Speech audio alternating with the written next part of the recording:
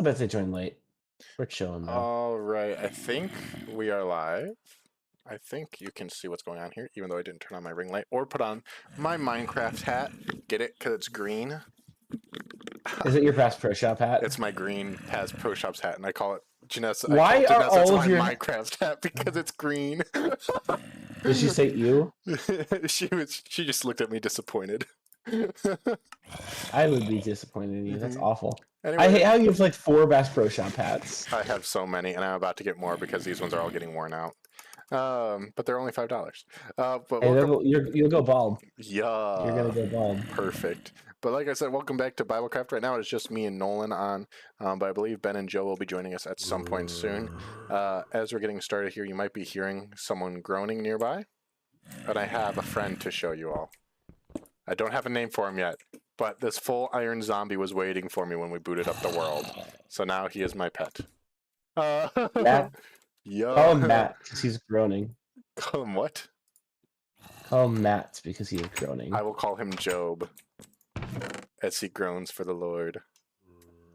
Speaking of which, that's the topic of our Bible study tonight. Exactly. But I think we'll wait a little bit because I know that Joe wants to be a part of that. I'm guessing he got stuck in a long game of Dota or something like that. And those are hard to get out of if you can't, you can't just leave those. Mom, I can't disconnect. It's online. But to anyone hanging out, I hope you all are having a great week. Isaac, if you're still here, I know you were here when I hit live, but we weren't actually live yet. I know you started school this last week, so I hope that's been going good.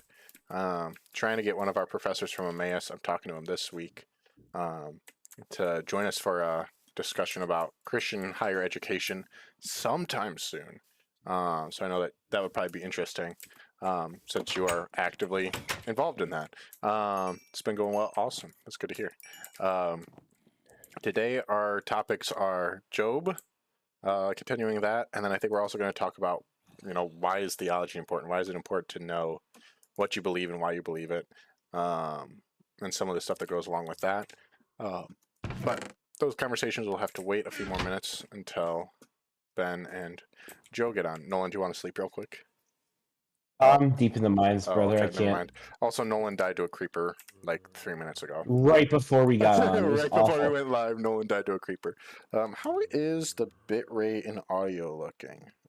Let me check this real quick. Audio looking. Let me check. It actually looks really clear. It's good because I upped my. I should have upped my stream quality. Okay. I'm trying to think. So these are my goals for building for today: storage, enchanting, nether, kitchen / auto smelter, and a cow farm. Probably my best bet to get going on this is just to work on some fences so I can get a cow farm going, because that'll take a little bit of time. Let's see here. How do I craft fences in this version of Minecraft? Same as you craft fences in normal Minecraft, right? Funny that you think I remember how to do that. Did I do that backwards? Do you just not craft fences, or? I don't use fences very often. That's a fence gate. Other way around, sticks where I tried it. Sticks on the outside, planks on the inside? No, it's literally just sticks. Interesting. That's I thought weird. that was I didn't know that. I thought that was the ladder recipe. Nope. I won't be watching for too long tonight because I'm not going to a revival service. Oh, that's awesome. Where's the revival service at? That's really Asbury. Cool. That's far away from Maranatha, brethren. All right. Let's see here. Where do I want to put my cow farm? Maybe I'll put it like right here. I'll chop down these trees and put it right here. Yeah. That looks good, I think. Me thinks. You thinks? Me thinks. Have you seen those really dumb, what word? It's like someone AI'd like a minion on a cross recently, and it's been all over my TikTok, and it is one of the most vile memes I've ever seen. In all senses of the word. AI minion on a cross is crazy. Really I miss when Call Me Carson would do like AI the Joker in Sweet Life of Zack and Cody. I love those like early AI generated meme videos. because the Smith AI was eating just spaghetti. so bad. Now it's like almost too polished for those to actually be funny with the AI stuff. Yeah, which is why, like, especially when Marinatha like Bears. Call Me Carson crap does stuff like that, their prompts have gotten more and more insane. Yeah. Out of, I think, necessity. Yeah, because I But mean, with they'll- anything, you have to raise the intensity to keep the, you know. Right, so it started with them just doing like sad man and looking at the cursed pictures that would come out of it. Yeah. And now it's like an elephant fighting every Avenger in the Avengers movie. It's Yep. like it's We've lost the basement humor. plot. Definitely. All right. Well, I think I should not have put. Well, oh well. That's fine. I'm calling Ben. Ben. He told me he was getting on too. I texted him. Set Maranatha. That's cool. I think Emmaus. I saw.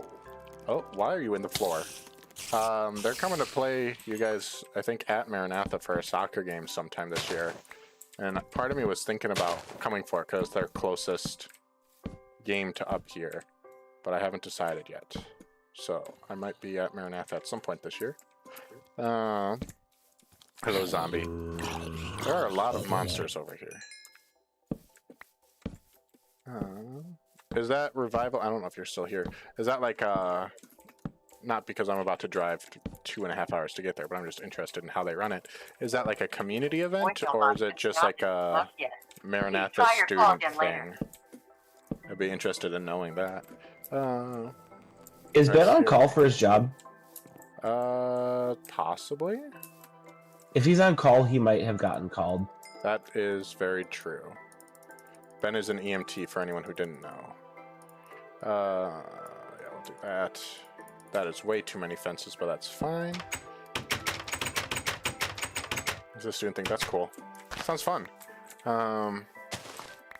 Sounds... Yeah. I wish that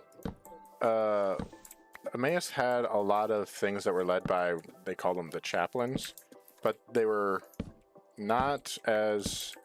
And this isn't a dish on any of the people who were the chaplains at all. So if any of you are watching, it's not because of you, Landon. But just with... It's always Landon. Oh, hello, Enderman. But just because of the environment and basically what student life would let them do, the events were always... Not that introspective worship is a bad thing. Poorly attended. But poorly attended because they were not... Not that Christianity has to be... I'm trying to figure out how to say it without coming off as like a Christianity has to be fun person. Forced Christianity into activities that didn't need Christianity added to them. Yeah. And so they would almost end up just kind of being boring and too introspective, like you can't just do to be helpful. You couldn't just do a Bob Ross painting night. It would be like painting and praise with Bob Ross, where we paint worshipful music. Yeah. And again, not a dish on anyone who was a part of the chaplain organization. No, it was just what they did. It was their role. Yeah. But I do wish that, I think, and again, I think this might have just been the difference in focus, but they were very much not, how do I say this? They weren't focused as much on like revival and excitement for worship, but more introspective and like learning. And I personally would have enjoyed more, sorry, I'm fighting a creeper while trying to talk here. Torch.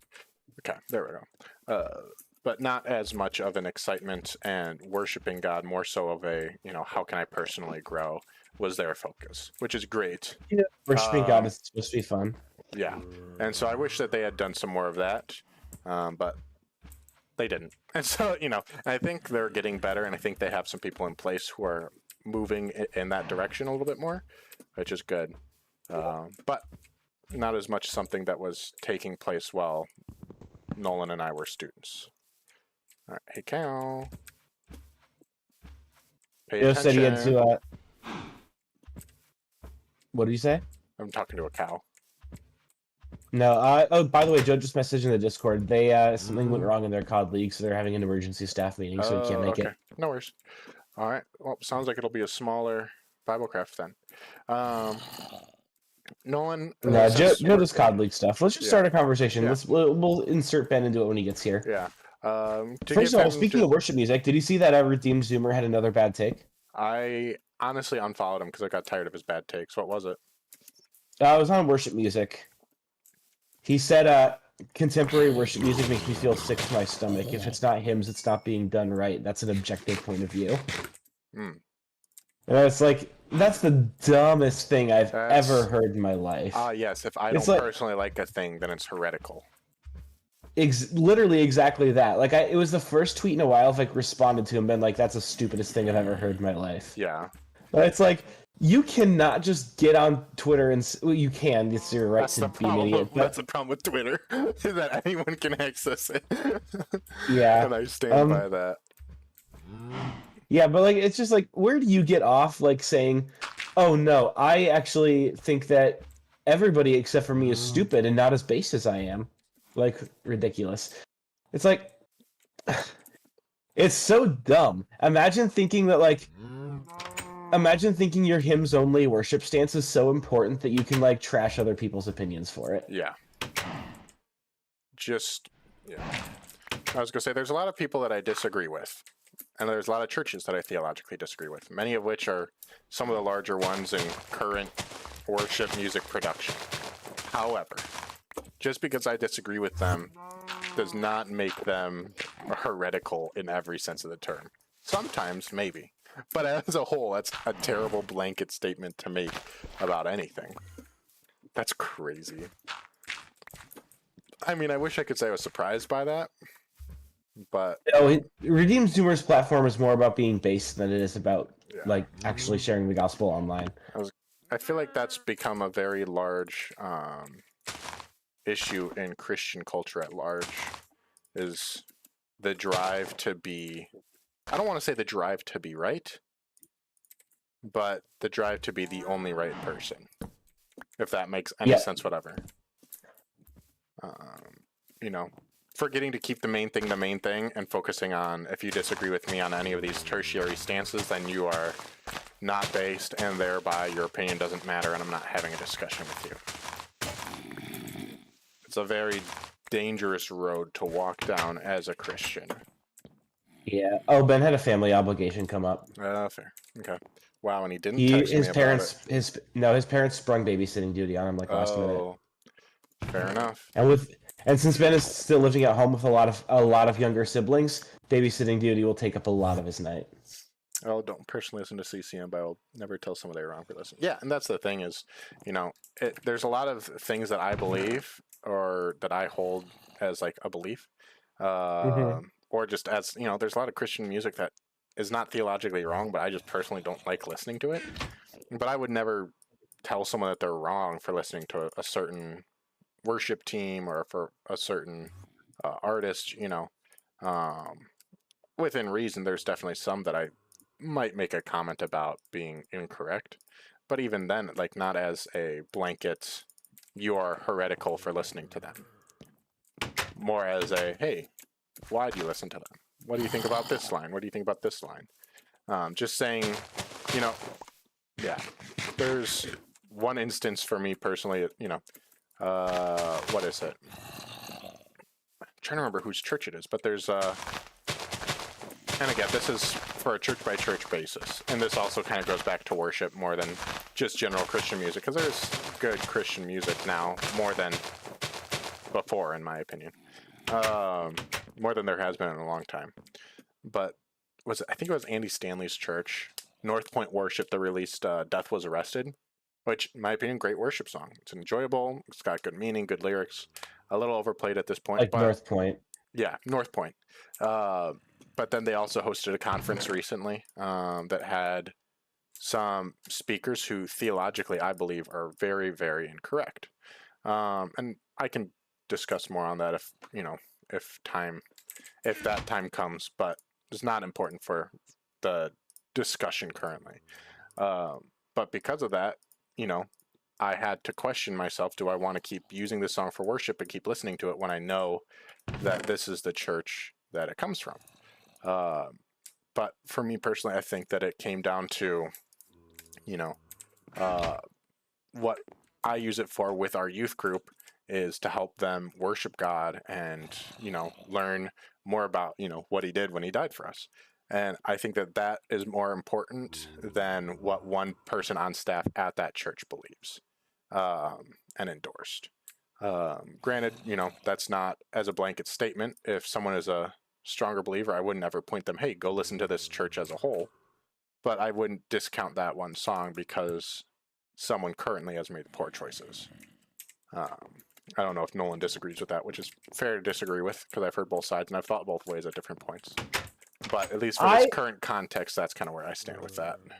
As long as you're not like saying something stupid in your songs, like "Beautiful Name" is a really good song, but I have trouble with the line "You didn't want heaven without us, so Jesus, you brought heaven down." Yeah, that's a dangerous statement.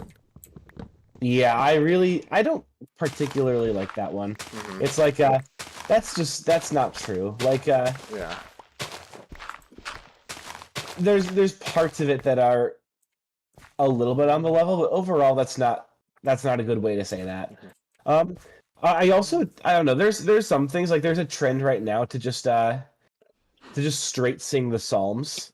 Yeah. Which doesn't work in English. No. And so often it's like you're just cramming as many syllables as you can before the break. Mm-hmm. And it's like that doesn't sound good either. Like sure you're singing a psalm and like the lyrics are like theologically rich and it's awesome. Yeah. But also what the music. heck, man? Yeah. All right, sounds good. Enjoy the revival. Yeah. Let me know how it goes. I'd be interested in hearing. But enjoy it. Maybe we'll see you later. Yeah, there's a lot of, I think, yeah, What a Beautiful Name is a good example because that's one that I personally also have an issue with. But then there's also other songs like Raise a Hallelujah. Theologically, it's fine.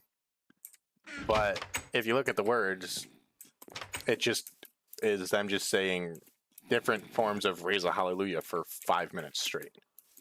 I'll raise a hallelujah. I'll sing in the middle of the storm. Like just over and over again. And I'm like, okay. Theologically not incorrect, but substance, there's nothing here. It's just like an empty song because it doesn't actually say anything about why you're raising a hallelujah. But again, that's the more presence of your enemies. Oh, obviously. And granted, that isn't to say that I would be, we've used it in worship at my church. And part of that is that I'm not a part of the decisions on what songs are used. But also part of it is that, in certain situations, that's what we need. We just went through a series on how to grow in your faith. And so it fit really well in with some of those messages of, it's an exciting song. It's a vibrant song, just about praising God and how that's important for your faith. But for general worship, I don't think I would ever use it myself. Yeah. That's my thought on that. Yeah. We've taken a detour into worship music. Yeah. Which honestly is okay. Yeah. Because I think we're probably the two who are most connected with worship circles right now. Just because of, we both work at a church. Ben is more of a hymn only kind of guy. Hymn or 90s only. And I'm not really sure what worship music Joe listens to. He seems like a Josiah Queen kind of guy. Yeah, I do like Josiah Queen, and I know you say he's. I've kind of gotten turned off to Josiah Queen a little bit recently. Yeah, which is my favorite part is how he has that song where he's talking about how he's a prodigal, but that's not what prodigal means. Yeah. I was gonna say, not everything he sings is actually technically correct, which does make me laugh a little bit. But oh, hello, Creeper. Oh man, survive this time. Might not survive the skeleton though. Uh-oh, stinky. My brain. Once you're done dying over there, you had mentioned you had an article that you kind of wanted to loosely talk about a little bit, or something about. Oh, was it an article? I believe it was family ministry. Oh yeah, so I have to read this book for my church. It's called Perspectives of Family Ministry. Oh gosh, 3 creepers on me. I'm looking up a riffing guide. Yeah, so the book's called Perspectives on Family Ministry, and it's written by these 5 different pastors. who have three views between them of like what family ministry should look like family, student, kids ministry. Yeah. And there's like the traditional view, that one that my church does, is where there's a youth group for kids. But my reading this week was on a different kind of family ministry called the family integrated approach, which is very popular because it's what Vodi Baucham's church does. Okay. I really don't like it, and I want to talk about it because I didn't like it. But basically, if you are part of a family integrated church, like, more power to you. Like, I think it can be super good and super well done and work super well for your church body and for the kind of church that you are. I don't necessarily think it's the kind of church that I am or the kind of church that I'd want to be at. The family integrated approach does away with all pastors except for a lead pastor. You're joking! Uh-oh. Another creeper. Oh. But he blew up my chest. Did I do that right? No, I did that wrong. Alright, I'm gonna have to evacuate this tunnel. He blew up everything. Oof. The creeper. So now I'm man. at... Luckily, my chest plate wasn't broken because I tanked the hit. But it was right in my face. That's what I get for not lighting up my mind. Very true. So true, bestie. But... So true, bestie. But yeah, so the family integrated approach is... Families are purely responsible for the discipleship of their kids. So fathers are expected to lead their families. Mothers are expected to help the dads like catechize and like raise their kids. And during church on Sunday, they'll do a sermon, they'll do a meal together as a congregation, and then they'll go home. No other programs, no fluff. It's like the simple church model at its most simple. Because then everything else is done like at home by parents. And in theory, then fathers raise their kids. Their kids are discipled at home. The church will sometimes put together like a family Bible study that the family's like expected to do like outside of church. And then they also do a Wednesday service.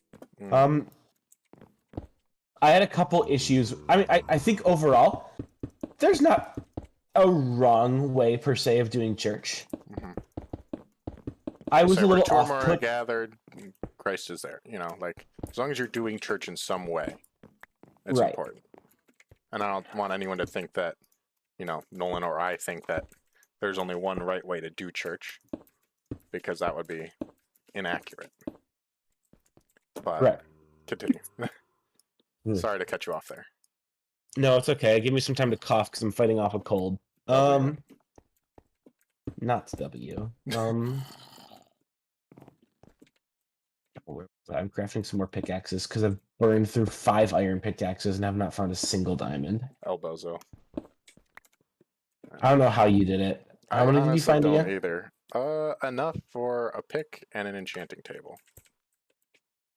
So 5. Yeah, and I think I might have a few more, but not many. Yeah, so I think the family integrated view has its place, but from what I observed in my reading was that, one, a lot of times no provision is made for women to get any kind of growth or support in church. They're just expected to, like, oh, you're supposed to listen to your husband, but beyond that, we don't really have any advice. Which, if you have a good husband, works, in theory. Right. The kicker is, they expect, and it's like, here's what we'll do. Men, we're going to expect you to be this way, and if you're not this way, we'll, like, get you to the point where you can be that way. But the problem is then, like, okay, then who's discipling your kids in the meantime? Yeah. It's like it essentially takes the responsibility off of... It's like a thing with the church that, specifically the pastor of the church that I was reading about today, they do a men's only like breakfast at their church like every Wednesday morning. And then when boys turn 12, they're allowed to start coming because then the church treats them as men. But also it's... They're not yet, but...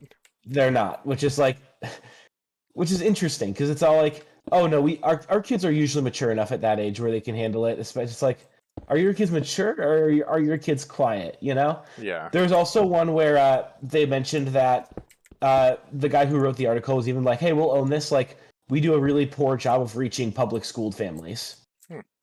And he's like 97% of the families that go to our church are homeschooled, and it's like, if that many people who go to your church are homeschooled, like, one, that's actually really cool. Yeah. That's such but a then huge also, thing. well, also here's the thing. There are 50 there are 60 there are almost 70 million people in America who are below the age of 18. Yeah. Of those 70 million people below the age of 18, 50.9 million go to public school. Mm-hmm. So a further 2 million people are private schooled. Mm-hmm. And then for those who are like homeschooled, literally it's like less than 10% of like the population of America. Mm-hmm. Hey Jacob, can you sleep real quick? Yeah, are you sleeping? No, but I have to fight a monster first, but once it's dead I can go sleep. I need to go get some more cobblestone for my roof. Yeah, and so it's one of those things where it's like, okay, sure, you're getting homeschooled families, but like statistically, you're reaching like 3% of the population of America, and the other people are not even being reached. Because it's also one of those churches where it's of the opinion where it's like, hey, church is a gathering that is strictly for believers, so we don't bring unbelievers into church. Mm-hmm. Which I have such a huge problem with. Yeah. Like, yes, it's church, you know. I heard that. You okay? Yeah, I'm fine. There's just so many in this version of the game. Yeah. But, like, yes, church should be focused on helping current believers grow, but also it shouldn't be solely focused on helping current believers grow. Right, and that's where you get churches that stop preaching the gospel and just start preaching like because it's like you reach a point where there's an assumption everybody knows the gospel. Yeah. Right? Does that make sense? Yeah. It becomes, because when you're in that environment where, and honestly, this is, so, you know, speaking of Isaac Dean going to a Maranatha revival, I think that's awesome because you're assuming that everyone who's going to a Bible school is a believer, but you don't know, you know, like, and so I think that's awesome that they still do that and celebrate, you know, that that's possible and that, you know, Christ can still redeem you and all that. And obviously I don't know if that's the intent behind it, but, you know, I think of some people who went to our Bible college who, you know, became believers well at Bible college. But they were almost ashamed to tell people about it because it's like everyone else had already been a believer. And, you know, even thinking about camp this summer with our Kids for Youth group, our speaker gave the analogy of, you know, oh, hey, Mark, welcome. Of, you know, so many people are embarrassed of, you know, like going up for the altar call or doing that stuff because they don't want to be embarrassed and they don't, you know, so many people already think that they're believers, but really it's, you know, if someone is truly a believer and they see you going up to accept Christ, they're going to celebrate with you. You know, like they're not going to judge you. Oh, what do you mean you weren't already a believer? No, they're going to be ecstatic that you have accepted Christ, you know. And so I think that's such a key thing that can sometimes get lost in heavily Christian circles is that fact that, you know, people still need Jesus even if they're already in an environment that is predominantly Christian. I think that made sense, maybe. But I need to go mine some cobblestone. All right, let me shut my roof thing here so I can actually see the chat while I'm running to get cobblestone. Yeah, and there's some important things, and we'll talk about that more when we do the Christian education episode. Yeah. I think that thinking about like Christian schools and Christian institutions, One thing that really bothers me, and one thing that I want to be really careful about being super against, is the idea of Christian tribalism that's kind of seems to start taking hold in a lot of Christian circles. Yeah. There's this urge when Christians are in groups of other Christians. That's just how people are. People are tribalistic. People will group up with what's comfortable for them, for what is alike them, and what is similar to them. And a lot of times when you get a lot of Christians in one place, it becomes, hey, we're the true Christians. We've got to circle the wagons and shoot blindly into the night to keep everything else. Yeah. Because we cannot let our Christianity get tainted by an outsider. Which is an extreme version of Christianity. I think there are some things that we do need to hold the line on, and we do need to be different from the rest of the world on. But also, this kind of goes hand in hand with Christians who get like all hot and bothered about like, oh, we are persecuted, and we like want to be persecuted, and we like seek persecution out for that reason. And it's like, you can't be saltless salt, but you can't be hidden light either. Yeah. Like salt that has lost its flavor and is no longer salty is like those Christians who are indistinguishable from the rest of the world, right? But a light hidden under the basket, if you take like all these gifts that you have in Christianity and you like hoard them for yourself and like bury them in the backyard, you're unwilling to share it with anybody else, then there's problems there too. Because then you're still not sharing the gospel. You're just taking like God's greatest gift to all of humanity, and Christians have this tendency to hoard it for themselves. Yeah. Like sit on top of it like some seagull guarding is like a crow guarding is like a little stockpile, and he won't let anybody else in because somebody else might be allowed to have this little treasure that he's got. Yeah. I think that there's this huge tendency in Christian circles to want that. It's like we have this greatest treasure in the entire universe that's given to us by God. We can't let that which is the world, we can't let the others in. And that's where you get like ideas that can't be challenged. That's where you get pastors who preach the wrong things to their congregations but still get celebrated because, oh, that guy's doing Christianity the right way. I like how he says things that other people won't say. Yeah. I like how he's not afraid of anybody, which some of those are good things. It's one of those things that definitely does bother me. It's you can't be a Christian chameleon, and you also can't be a Christian like tribalistic muskox. It's the way an author Dick Keyes describes it in a book called Chameleon Christianity. You were telling me about that one, and I haven't read it yet. Yeah, well, the idea behind chameleon Christianity is that you need to find a middle ground. You need to be salt and light both. You cannot have one without the other. Yeah. And I think a lot of issues in the Christian world can get traced back to that. It can get either traced back to, hey, you are saltless salt. You're not sharing the gospel with people, and you're letting your Christianity be something that you don't talk about. That's not right. But you also can't be like, I'm a Christian, I'm better than you, I'm never going to back down. Yeah. Like, I think with a lot of times, the kind of theological right side of things tends to do that a little bit more than the theological left. And the theological left will sometimes tend a little bit more toward Christian chameleons. Yeah.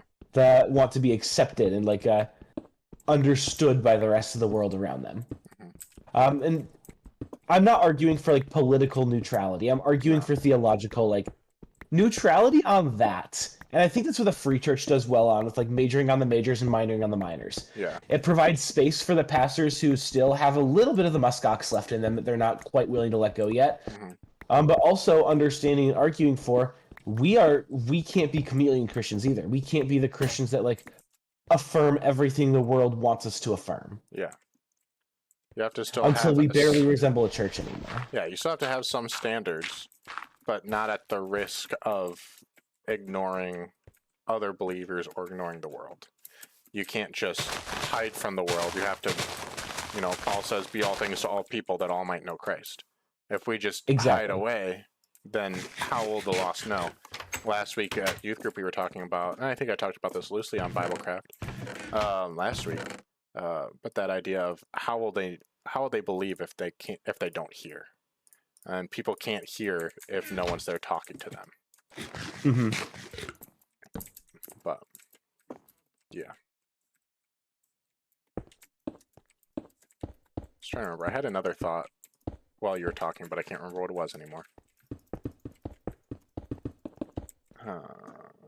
Mind this up. Sorry, I've been getting totally distracted by building my house over here. I have not been at all being good with responding or asking further questions tonight. House building. Trying to think of where we were going.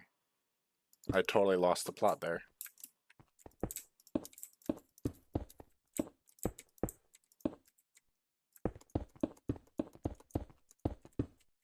Yikes.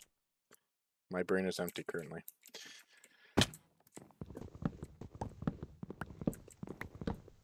Wow, I can't remember what we were just talking about. Nolan, what were we just talking about? I totally lost what I was about to say. Chameleon Christianity. Chameleon Christianity. Yeah, and so honestly, that's kind of like what we were talking about. I don't even know if we were live yet or if that was just us discussing, but like some of the Redeemed Zoomer stuff is that he is so far off of the chameleon Christianity of this is the only true belief, and if you disagree, then, well, you're a heretic. That does more damage than good.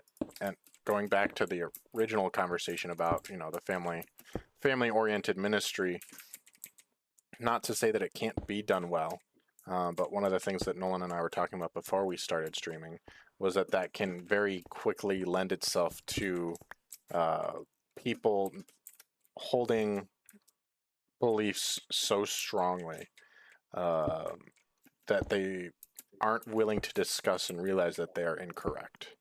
And it's well, this is what I believe, and I've always believed it, and so I'm going to keep believing it, and no one can prove that I'm wrong. And then when you go to that family ministry model, sometimes it can lend itself from an attitude of, I can't let my children be discipled by heretical teachers, which is a good thing to have and a good thing to believe, that your children's faith is important and you can't just let anyone speak into that. But to an extent, if all you do is, using the phrase Nolan used, of circling the wagons and hiding away, then how will they ever be able to make their faith their own and actually learn it for themselves beyond just, oh, well, this is what my dad and mom told me, and so that must be what's right? No, if I never had the opportunity to be discipled and taught by other people, I honestly might not still even be in the church. I needed other people and other influences to show me why being a Christian matters and what it means. And, beyond just, well, this is what we've always done, so this is what we're doing. No, it's more, there's more to it than just following along because this is what we've always done. What am I doing here? Placing glass, that's what I'm doing here. It's hard to talk while focusing on placing glass.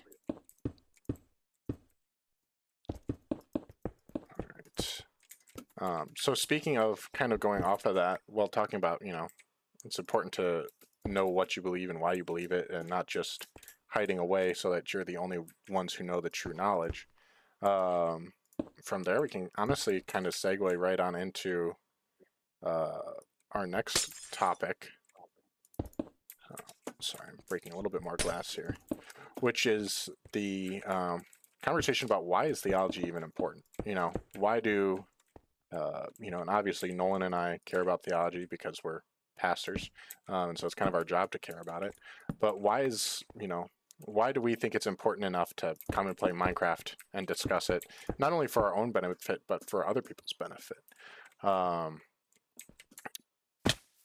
Nolan, I don't know if you want to start that off or if I should just start ranting. I think theology is important because of what theology is. Mm-hmm. Let's get a working definition of theology going for people who might be new to the whole, maybe are new to the Christianity world, maybe are new to some other worlds. Mm-hmm. Yeah, theology. Theo is, or what is it? Ology is the study of. Oh gosh, yeah, I'll sleep.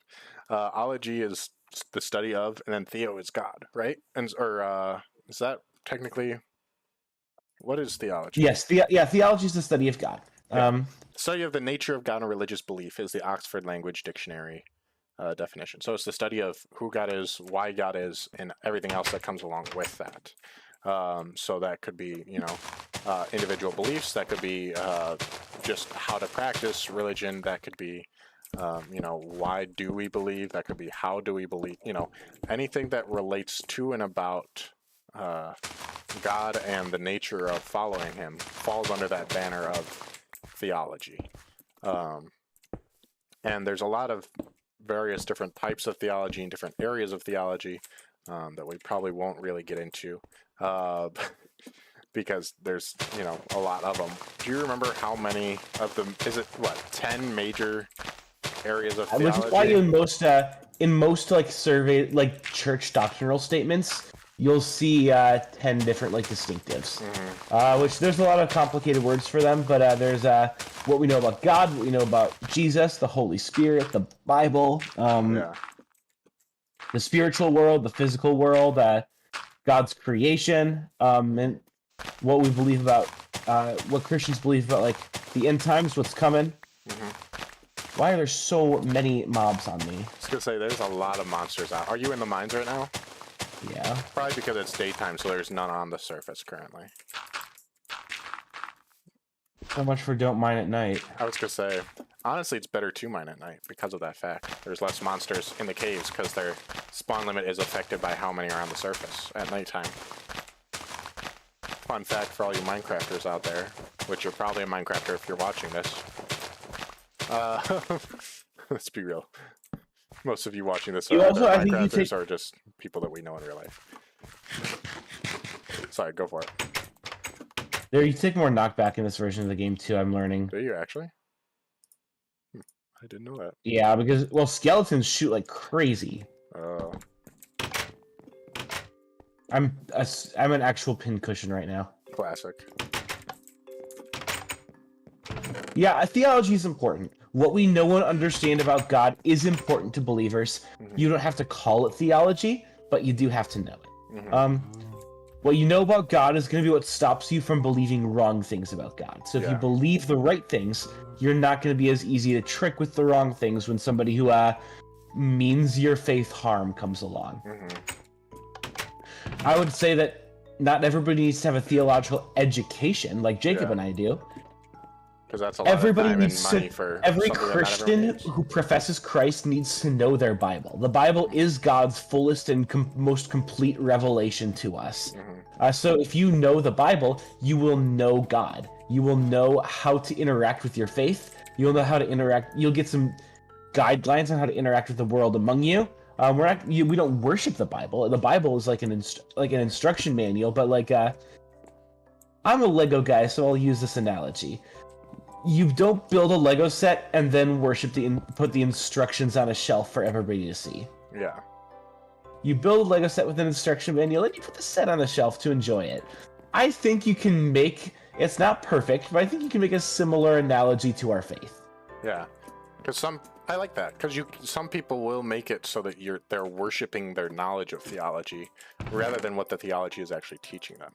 Which is such a dangerous road to go down of the, yes, I am smart, and I know everything, and here's why I'm smart, and here's what I know.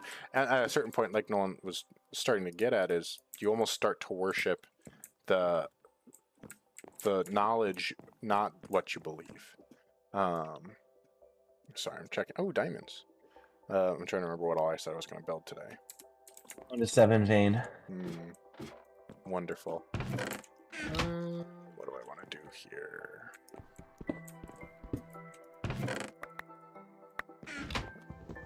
Sorry. Not gonna risk it. I'm going straight to the surface. Yeah.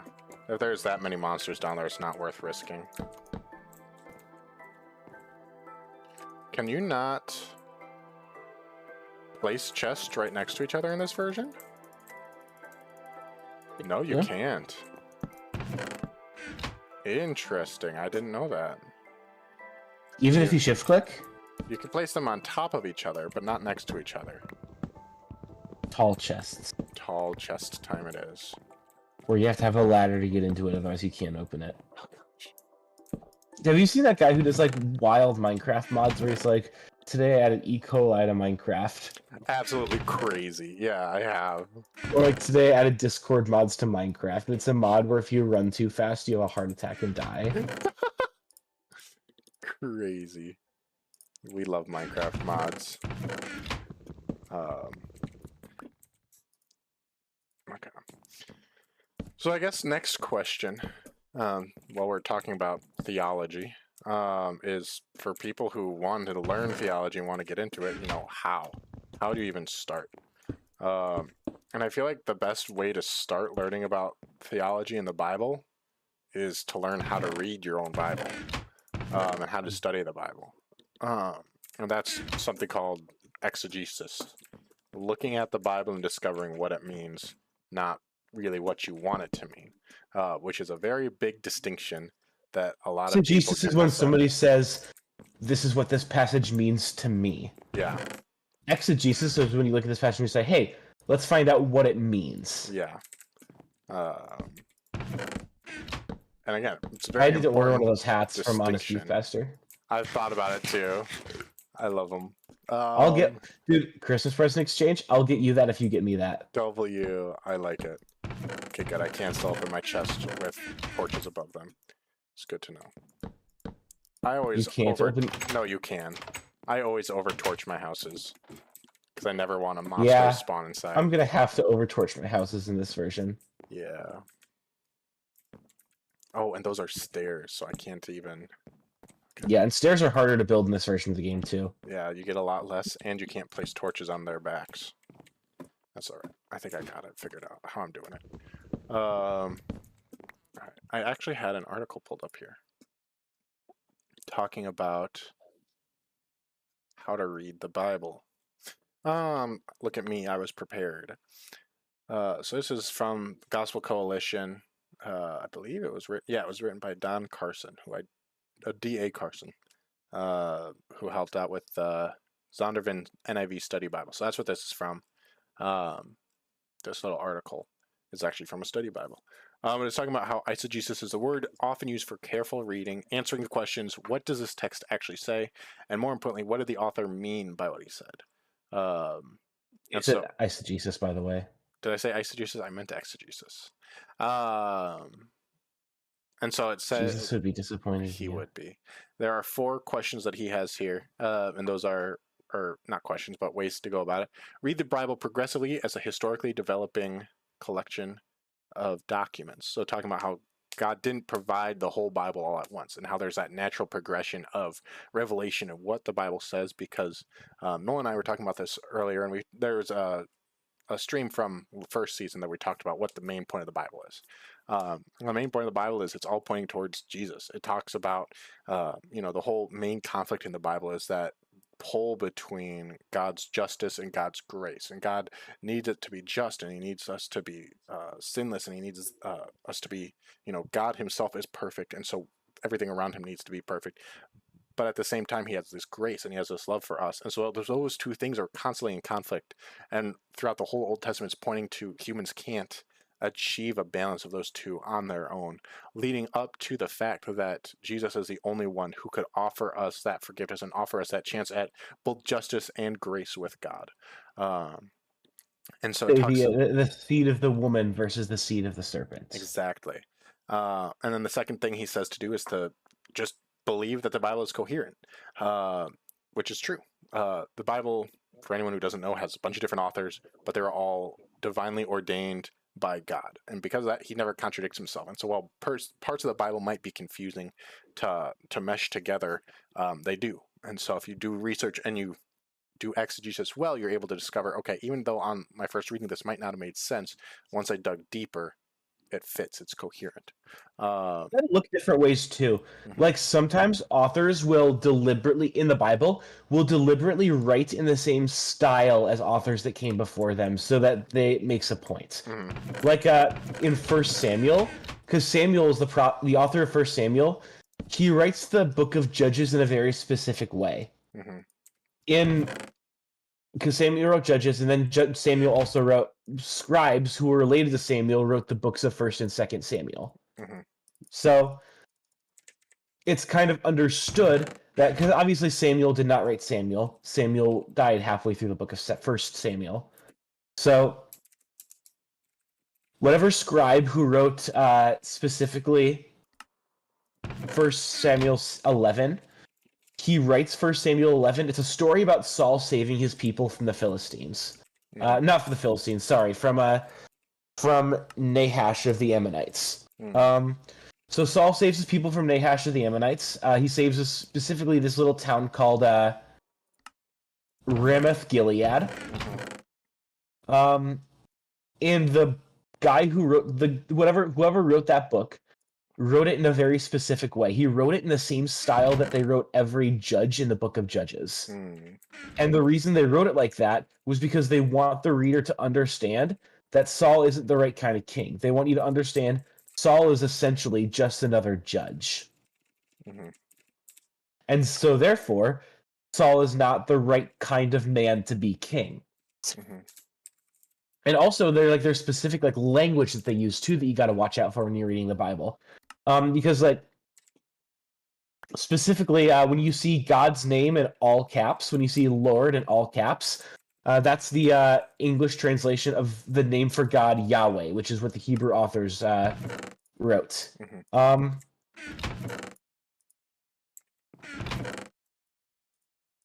Sorry, I lost track of time because I'm busy working on some for my Minecraft stuff. But no, you're good. I was gonna say I'm working on organizing chests. So in that Samuel passage, where it's talking about how Saul had the Spirit of God that rushed upon him, they mention like the Spirit of God, but then there are other times when Spirit of Yahweh will rush upon somebody, and the Spirit of God rushing upon them is different from the Spirit of Yahweh rushing upon them. And it's a difference between being empowered to do things versus being empowered to be something or to be divinely commissioned. Yeah. Interesting.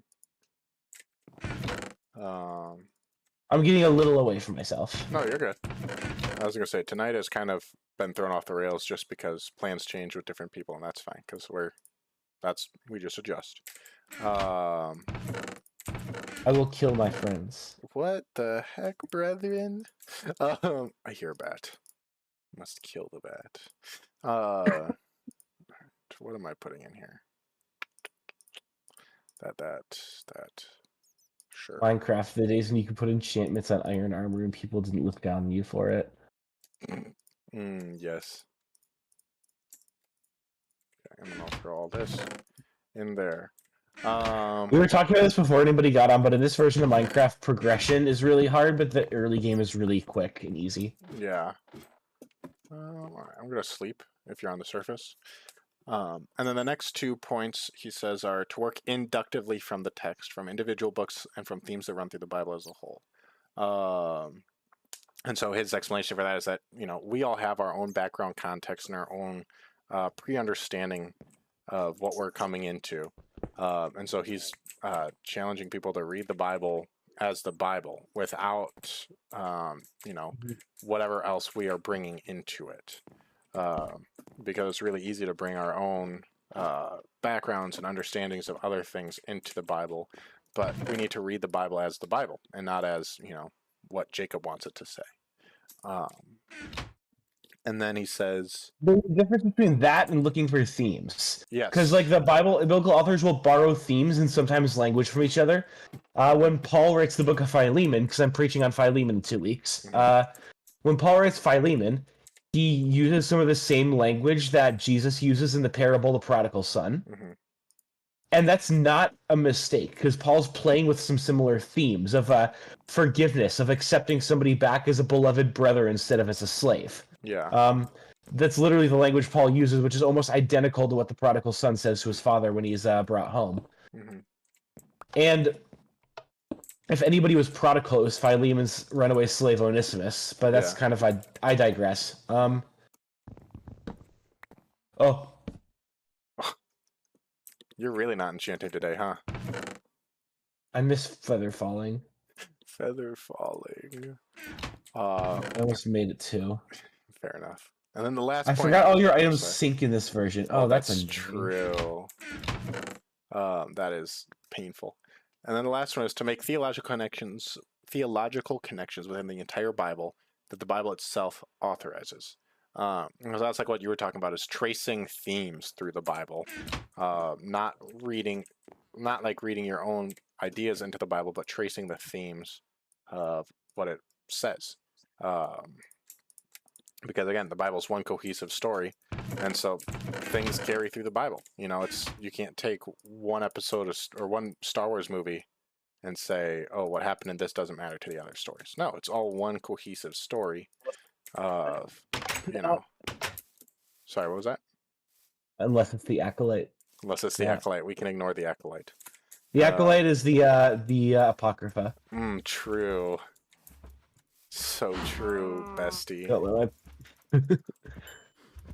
My cow farm is growing.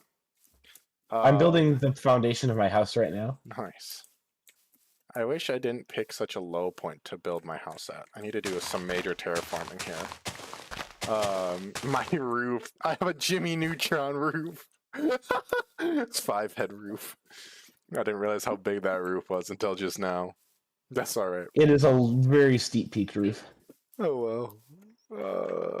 Rip. I'm glad I gave up on enchanting because this would not be happening today. Yeah, no. Hi, please. No, I don't do sub for sub. Sorry. Yeah. You hate that guy. I do. I appreciate it, but no, I don't do sub for sub. So all of your comments have now been removed. All right. Oh, were they spamming? Yeah, they were spamming.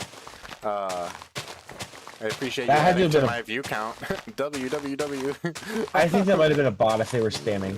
I don't know. I mean, I don't have like I don't have like a chat timer like thing that limits how fast you can message.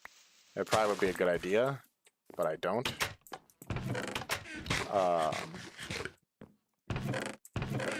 Yes. All right, they have been removed. Trying to remember. I remembered what I was going to say earlier, but I can't remember what it was.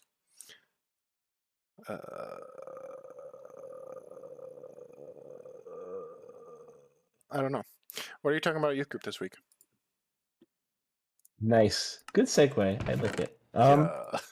This week at youth group is our first proper week, so I'm not actually doing the teaching this week. Oh, nice. Who is? Which is nice. I spent my week doing a lot of head in the cloud Sunday school planning, which is not fun. No. It's not my gifting. No. I'm more gifted with youth group than Sunday school, but my job description includes Sunday school, so I try my best to be faithful with it. Me too. I've got to do some upgrades to our kids ministry area, and I'm just coming up blank. We should chat sometime. We should, because it's neither of our strong areas, but it's still part of both of our jobs. That's all right. Yeah, and so a big part of my job this year has been, I guess I've been very clear that I'm an overseer to like children's ministry, but like it's not my gifting, and I would rather coordinate Sunday school than teach a Sunday school class. Yeah, I think that's fair. I was gonna say I was really blessed when we came here. There was already someone in place who was like the lead for both kids and our nursery, which is we call Littles. And so really, Hey, we call ours Littles too until I changed it. Oh, what did you change it to? We changed it to, we went from Littles, Middles, and Bigs. Yeah, I remember that conversation now. I just didn't like it. Yeah. So we changed it from Littles, Middles, and Bigs to Foundations, Connections, and Junior Discipleship. Because it's more like what the classes are about. Yeah. If that makes sense. Yeah. No, I like that. Because we want them to be more about building foundations when they're really young than making connections to the whole Bible when they're a little bit older. Yeah. And not just that, but also connections to each other. Yeah. Setting the groundwork for... Yeah, that's what it is. Because, I mean, our student ministry, our youth group, is... The way that like my heart takes for ministry is community. Yeah. I'm all about putting people into intentional growth-based community where they can like come together and grow together. So that's kind of the program that I'm setting with my youth group. And so a lot of that foundational stuff is going to get built with kids. Yeah. Set the culture early so you don't have to get them to adjust once they hit middle school. Yep. Yeah, that's true. Yeah, that's kind of the way that we do it here. And that switch from Littles, Mills, and Bigs to Foundations, Connections, Junior Discipleship, I think would be pretty key. Yeah. I was gonna say ours are just Lakeside Littles and Lakeside Kids. Yeah. We want to add a third room because K through 5th is just too large of a range, but we don't have a third classroom available. So we're hitting that pinch point too with our group, pal. So right now we've just got birth through pre-K and then K through 5th, which is kind of a big yikes for the age range, but is what it is because 5th is too young to move up to youth group, but was also too old to still be playing and learning the same thing the kindergartners are. But you can't put kindergartners in with babies because the babies aren't learning anything. Yeah. I've thought about it, all different ways of how to adjust, and there's no good answer until we have our expansion, which got pushed off financially. But elbozos. Crazy thing to say, elbozos, talking about your church expansion plan. It really is. We're having our all-team meeting to talk about our expansion plan. Got kind of not changed, but we haven't announced it to our church yet, so I don't feel right saying it. No, you're good. I'm trying to remember what got us to this conversation about our kids' areas. I mentioned that kids ministry is not my strong suit. That's part of my job description, so that's what I spent most of my week doing. Our first series in youth group is a testimony series, actually. Nice. So we're bringing in men and women from our church body who are active, and we're having them share their We're having them share their testimonies with youth group kids. Yeah. And the end goal for that is so we're doing our first 2 rounds of testimonies this week, and we're having the testimony givers stick to a specific format. And then next week, we're gonna do a testimony workshop. So we're gonna sit down with the kids and talk about, like, what's your testimony? Like, what's your connection to church? Like, how do you know the Lord? And so we're gonna figure out, like, what our testimonies are. Nice. Privately, the goal is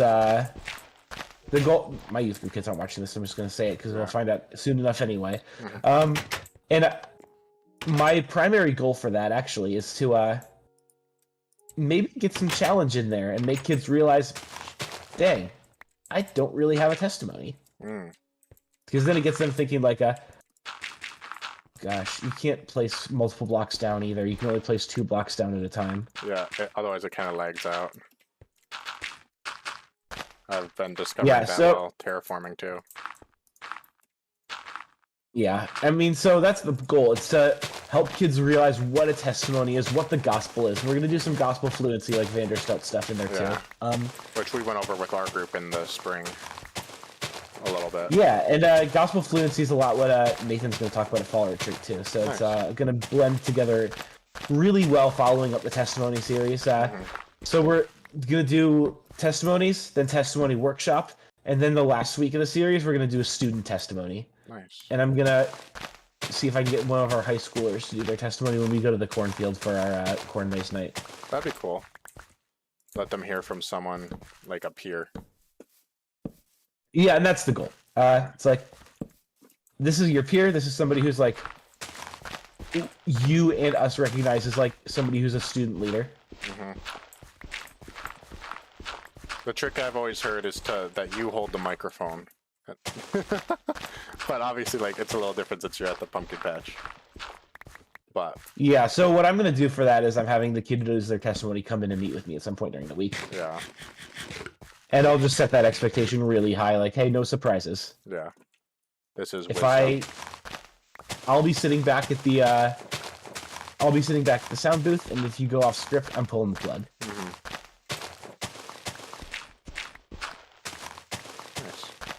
You should kind of have to do. Yeah. Jacob, I'm doing what I always do in Minecraft Worlds again. What? Building a castle? Out of stone bricks? How'd you know? Do you see it? Yeah, I see it in the sky. I'm working This on one's a lot more straightforward than some of the other crap that I built in this world. That's true.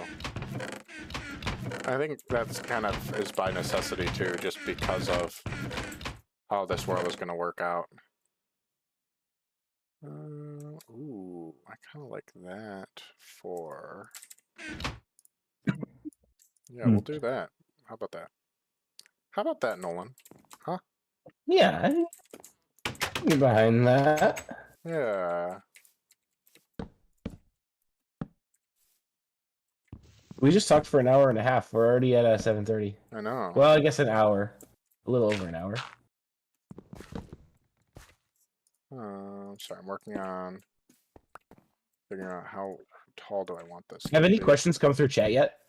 No, not really. Mark was here for a little bit, and then we had the guy asking if I would do follow for follow or sub for sub, and I said no. Because also it's like Imagine... my big thing. Oh, I just took damage from that somehow. My big thing with like the sub for sub stuff is it's not an actual subscriber. You know, like it's. I don't want subscribers if they're not going to be active, because then you just mess with algorithm stuff. Because it'll be like, oh, this guy has a lot of subscribers, but they're not active, so we must not make good stuff. So it's like, I just don't even bother with that sort of stuff.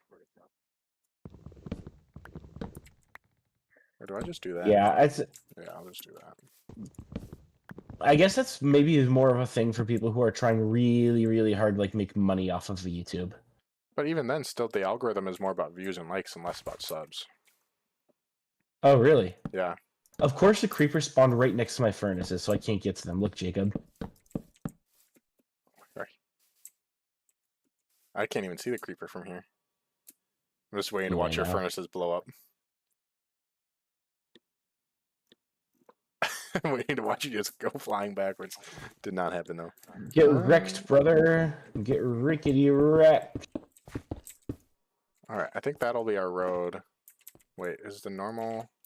I have the same top texture? Yeah, so that's actually going to be a lot easier to harvest. Okay, good to know. Are you in a spot where you can sleep real quick? Because I need to run to the desert in a minute. Yeah, I'm heading back up that way right now. Okay. Time to take a drink of my Liberty Chill. What's that? Liberty Chill Mountain Dew. Oh, gosh. Love it. Oh, shoot. I have a soda in the fridge. Ooh. And I was a good boy today and went to the gym, so I've earned a soda. W, baby. I need to put this away. Actually, I'll keep a stack of that on me. I almost dropped a glass bottle out of my freezer when I went for it. Oh gosh, crazy. Yeah, because I put my Spreckers in my freezer right before I started the stream, so it'll be nice and cold when I got to it. Nice. Spreckers are so good. Spreckers are good with this sauce. This is Syrup Citizen. Very true. Alright. I was going to say, tomorrow night we are starting our series, and I'm calling it The Call. I'm talking about the life of Abraham. Ooh, check out Bible Talk. Yeah, I was going to say... I'm plugging up. That's the podcast that you listen to like every week, right? It's so good, dude. Is it? It's gonna be starting up again soon. Yeah. Nice. Basically, it's like it's these guys with 9 marks, and they just will go through the Bible literally like chapter by chapter every week. Which is such commitment. I really respect it. I don't have the patience for that. Which is bad of me to say, which is why you don't listen to it. Yeah. Which is why it's kind of shocking that I have the patience for that. I was gonna say, let me rephrase that. Not that I don't have the patience to listen to it or go through the Bible like that, but I don't have the patience to. I've thought about doing that. Oh, hey, Cyan, welcome to the chat. I've thought about doing that for BibleCraft, but no. Well, it just wouldn't go well. It took them an entire year just to do Genesis, so Exactly. I hope we're not doing that with BibleCraft. No. I've thought about doing that with like Romans. That could be hype, though. Romans is such a good book. And because I think it would lend itself also then to some really interesting conversations with our group dynamics, too. Because we all are fairly similar, but not in We have enough of our own distinctives, though. yeah, especially for something like a discussion on something like Romans, could be Mm-hmm. interesting with that. Ben and I took the same Romans class when we were in college. And then there's me and Joe. Random question: have you guys ever watched the show What's in the Bible? Yeah, I did watch that. It's a What's great the Bible with Phil Vischer, yeah, but what was his name? Buck Denver. Buck Denver? Was that it? Yeah, it's Buck Denver. Yep. That was. I actually went back and revisited that and used that for like a what's it called? Sunday school. We used it for our Sunday school Christmas party last year. That's awesome. I forgot about that show. We used to watch that. It was good. At church. Yeah, because that was back when Phil Vischer went bankrupt and was outed from his own company, and there was that whole odd thing. So then he just started his own like puppet show. That was crazy. Buck Denver, man of the news. Yeah, smart. I love it. Buck Denver. I'll have to pull that back out. I've been trying to think of ways to up my Sunday school program, but oh, there goes that shovel. But yeah, so I'm starting my series called The Call tomorrow. I just finished my message today, but I didn't write my small group questions. Usually I try to write my message Monday. That way I can send small group questions and stuff out on Tuesday to the leaders. I forgot. But I forgot about Labor Day being a thing. And so last Thursday when I left the office, I went, I'm going to be a little bit behind this week.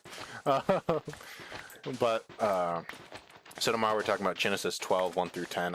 Which is just the call of Abraham and him going, leaving Haran with his wife, Lot, and all their people, and going originally to Canaan, but then there's famine in the land. And so then having to continue on from there to Egypt.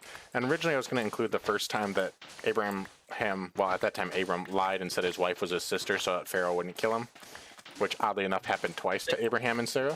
And then again with Isaac with the same guy too. Yeah, it's crazy. Idiots, both of them. But originally I was going to include that, but I ended up cutting it off in verse 10, which is right when they had to go to Egypt because there was famine in the land. And kind of talking about the crux of tomorrow night is beginning that like conversation about, trusting God and following him even when it doesn't make sense. And even to my logic, like when I was reading through it and studying, I was, and this was the first time I thought about it, but like, why the heck would God send Abraham and all his people to a land that was actively in a famine? Like, that just doesn't make sense to me. But then I was looking at it and I was like, it's because God was testing Abraham. How far are you going to trust me? Especially because the central conflict through Abraham is that line of barrenness versus God telling him, hey, you're going to have offspring as numerous as the stars. Meanwhile, Abraham's 75 and his wife hasn't had kids yet. And so kind of starting down that route already of barrenness versus trusting God, which is very interesting as I was reading through it and studying it today and writing my message. And there's some good stuff in there. And that's what I was going to bring up earlier. And I don't even remember what we were talking about. But one of the things in the life of Abraham that I'm going to be talking about, our area actually looks super dope from over where I'm standing right now. Okay.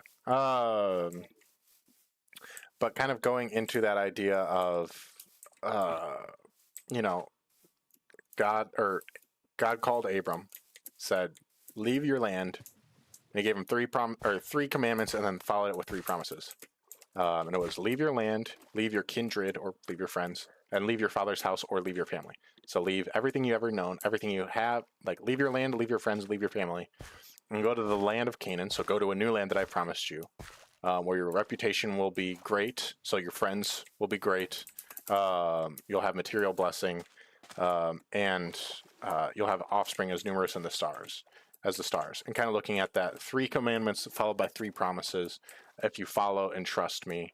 And then Abram listened. It says, and so Abram went, and with him he took his wife Sarai, and his nephew Lot, and all the people they'd acquired there in the land, or something along those lines. I'm quoting it from memory, which is not great of Genesis. But following that idea of, Abram was told by God, do this, and he went, and he did it. And kind of seeing where that's going to lead over the next few weeks. But he didn't just go alone. It wasn't just like he went off into the wilderness to be a solitary Christian and listen to God. he brought his people with him. He brought with him his nephew Lot, who was basically his son. He brought with him his wife because, you know, it's his wife, so hopefully he'd bring her with. But he brought with him all these different people. It wasn't just like a solitary. Oh, it was when we were talking about Christianity, like, and having other believers to lean on, and I think it was when we were talking about family ministries and needing other people to be believers with, or something along those lines. I can't remember what we were talking about earlier. But following that plan of, you know, Abram could have just left and done it by himself, but he brought with him Lot, and he brought with him his people. And so that idea of Christianity isn't meant to be done alone in your living room. It's meant to be done in community with other people. And obviously, yes, I'm going to be saying this because obviously I'm a pastor, and if people stop going to church, I'm out of a job, yes. But also, it's true. You need other fellow believers to walk alongside you and hold you accountable to what God is calling you to do. And to grow with, and to worship with, and to just be in community with, because it's very hard to be a Christian on your own. And obviously, Abraham wasn't a Christian because Jesus hadn't come to earth yet. So I recognize that I'm taking it slightly in a different direction than what the original author might have intended by writing it. But that idea of needing community and following God, regardless of what... regardless of the circumstances that you find yourself in. I don't know if that made any sense whatsoever. But, so that's kind of where we're starting with tomorrow, which I'm excited for. I need this stuff here. Yeah.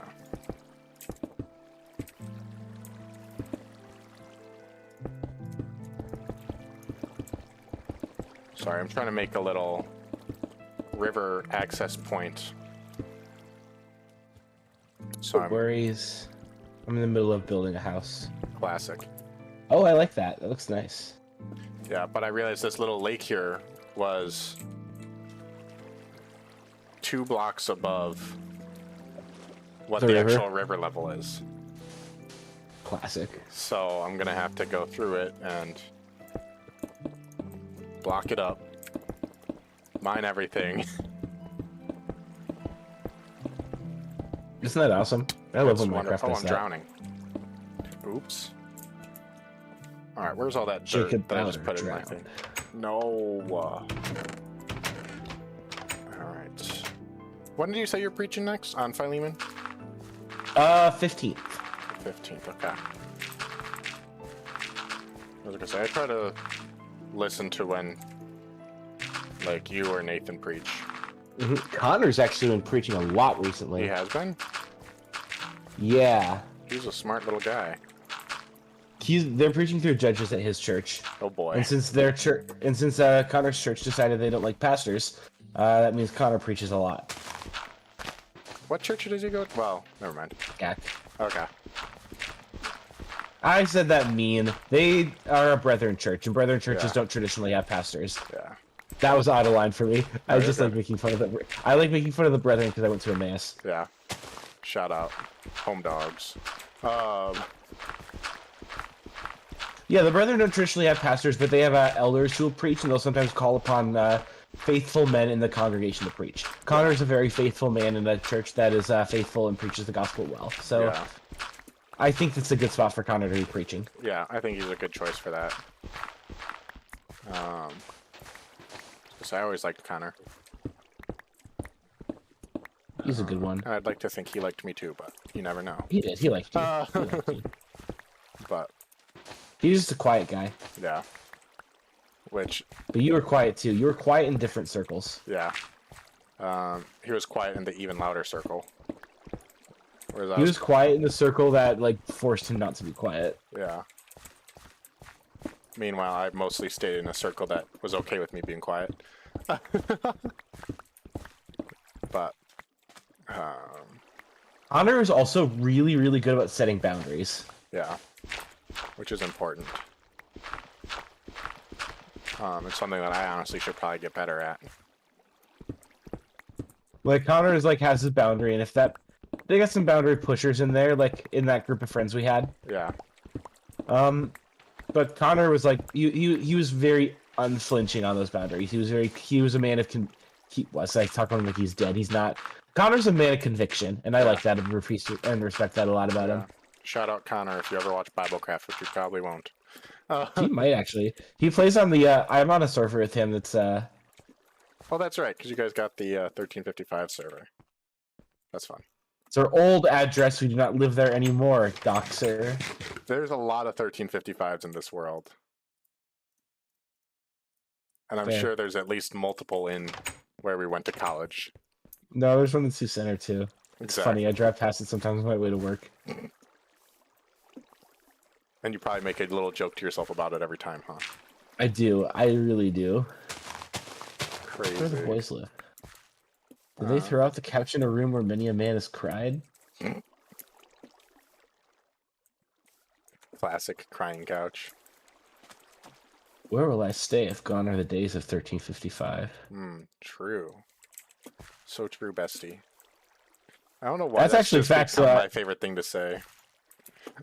Yeah, it's really annoying. It's so funny to me.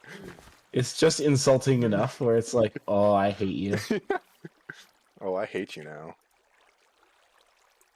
Always have, always will.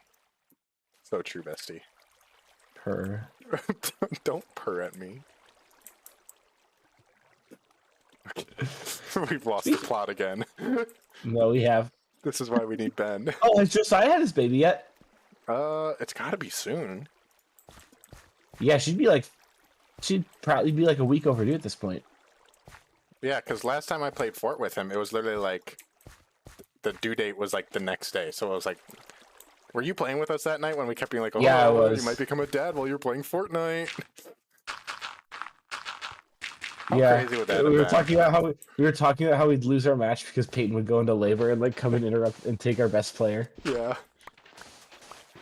Hey. And then he would have no choice but to. And then and then Josiah would have no choice but to name his child Jonesy. Very true. So true, bestie.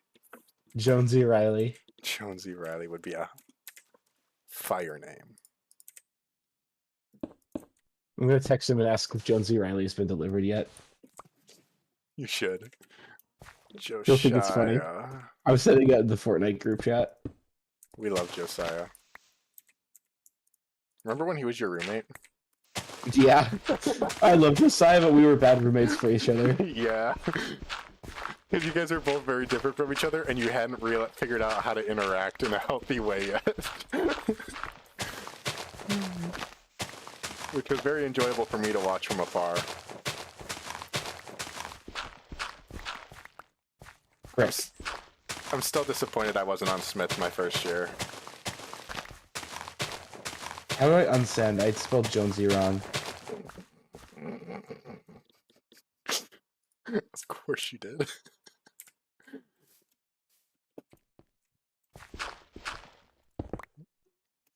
I was gonna say, it's very possible.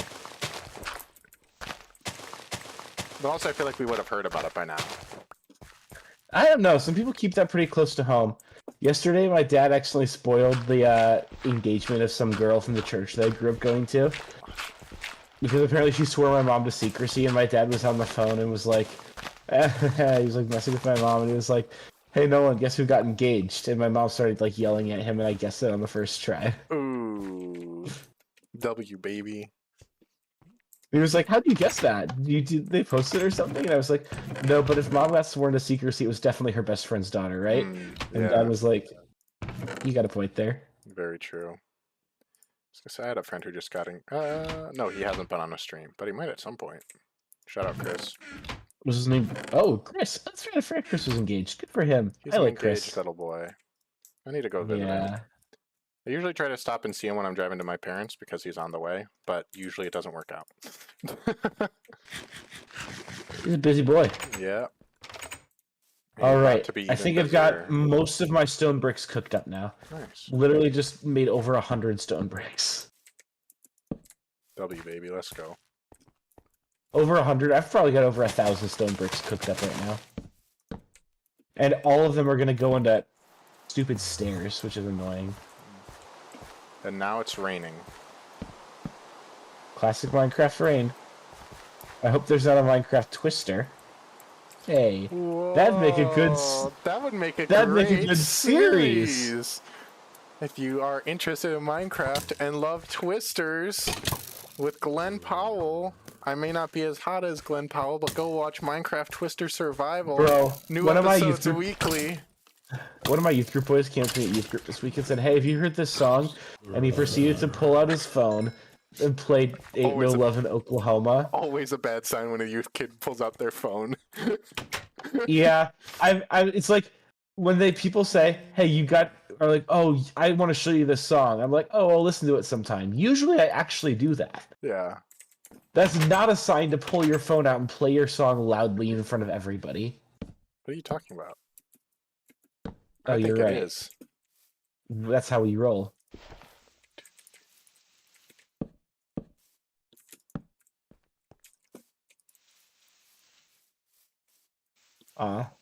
Sorry, I'm lighting up my pathway to my harbor.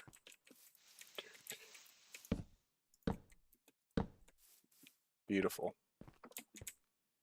It's funny because Joe's house is essentially a hobbit hole underneath my house. It really is. I think that might actually frustrate Joe a little bit. It would frustrate me if I were him. If you were a hobbit. In every way except actually I'm a hobbit. Hairy feet? You know it. Vile.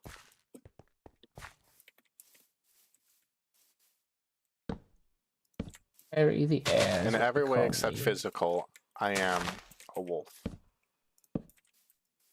Oh. This is just BibleCraft has just turned into Nolan and Jacob making bad meme references. Yeah, that's fair. This But is why also, we we're need the only boys. ones on tonight. We had a really good conversation for the first half of it, Yeah, and there's still like half an hour's worth of stream left too. there is.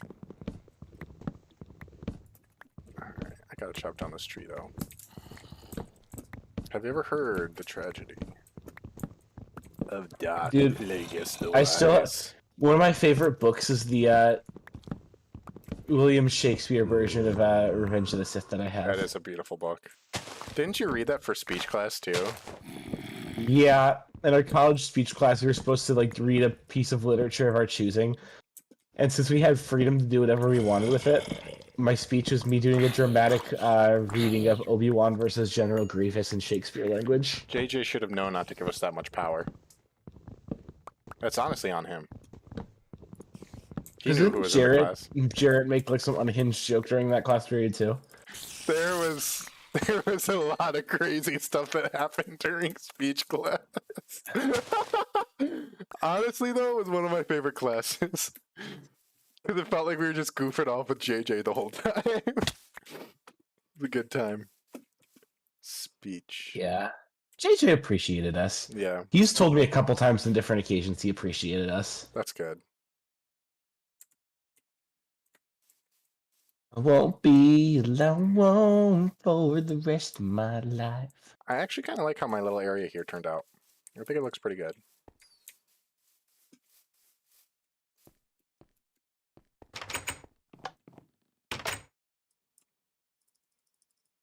Do you hear the new Noah Khan song? Nope.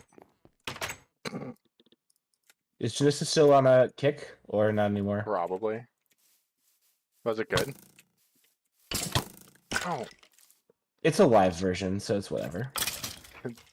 Mark just said, Jacob, you need to plant flowers. I know, I have a bunch in my chest, but I just haven't done anything yet because I'm still terraforming slightly. I bet you Mark has listened to the new Noah Khan song. Well, yeah, but Mark, have you listened to the new Noah Khan song? my buddy Zach Rogers is a Noah Khan fan. Oh, we know. Tell him to chill with the Noah Khan hate. Mark, you remember Nolan's buddy Zach Rogers? I like Noah Khan. I literally listen to him like almost all day in my office. I'm not hating on him. I like Noah Khan.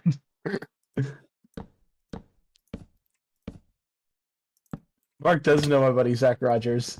Mark, remember meeting Nolan's buddy Zach Rogers? Yeah, Zach is a good. He loves concerts, dude. I'm not surprised. I'm not surprised that he was like vibing at the show that you guys went to, where he was there. He was a vile concert goer. Hey, now that's my friend you're talking about, Good. who sometimes watches YouTube. Yeah. Zach, if you're watching this, finger guns. I don't know what to do there. It's a live version, so it's whatever. I'm so confused. What song did he release? It was an unreleased song. It was a live version, but it also segued into Maine, which is one of his best. Is his best song, not one of is his best song. Okay. I don't know. I don't think any of his best songs have been the ones from his most recent album, though. No? No, the album overall was a really popular one, but his best songs are all earlier ones. Yeah, I'd agree with that.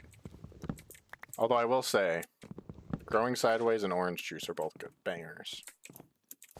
Those are probably my two favorites. Stick Season, overplayed. Stick Season is overplayed. 100%. Doesn't necessarily mean that it was originally a bad song, but it is 100% overplayed.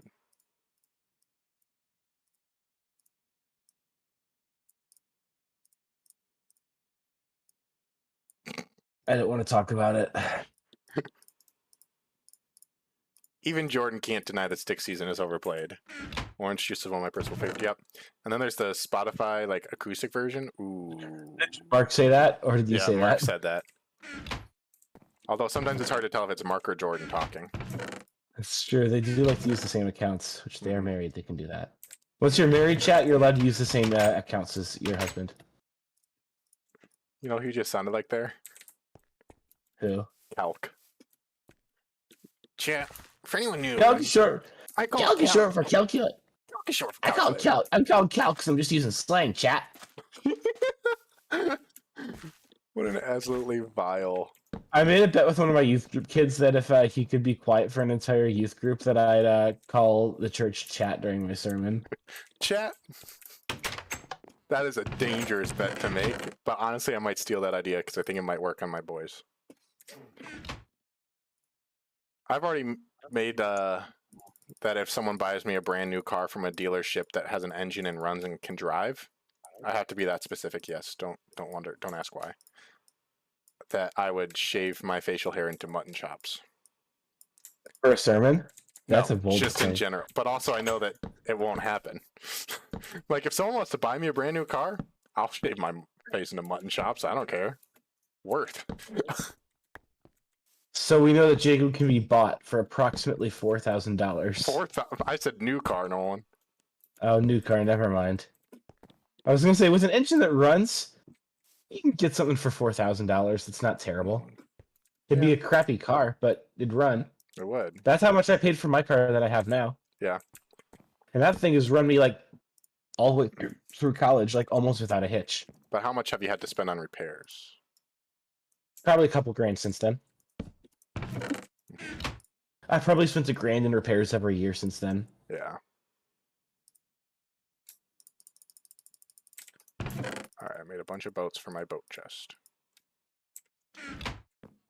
Okay, I need to go find clay for some flower pots. Okay, wait, where are you? Pause. Boat chest? No, just like a chest on my dock that I put my boats in. Okay, I was gonna say, boat chest didn't get added until like the most recent update. No, that way, if my boat breaks when I bring it into dock, it's fine. Yeah, I forgot that's likely to happen in this version of Minecraft. Yeah. I forgot how hard it is to swim against the current in this version of Minecraft.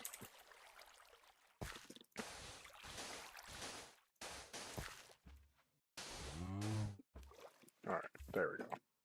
My area does look pretty right now. I think my house is starting to take some shape. I just crashed my boat instantly. I remember how to steer boats in this version. That was atrocious. Okay, I'm gonna smelt them now. Where's all... Alright, there's the clay. I hate that you can't just use a stone cutter to make stairs. That was a good change. Yeah, that's true. Chat, don't clip that. Am I right, chat? She's inside, chat. Well, that's what I was going to do. I was going to build my enchanting area. I've lost the plot so many times tonight. But I need to find coal. I think there was coal over here in my chunk mine that I was starting. I think. I've been through so much coal during this game mode, dude. Yeah. Like an unfathomable amount of coal. Yeah. I will say that is one of the nice things about the new caving update is that the coal is everywhere. And it's so easy to find. I like your dock, dude. That's kind of nice. Yeah.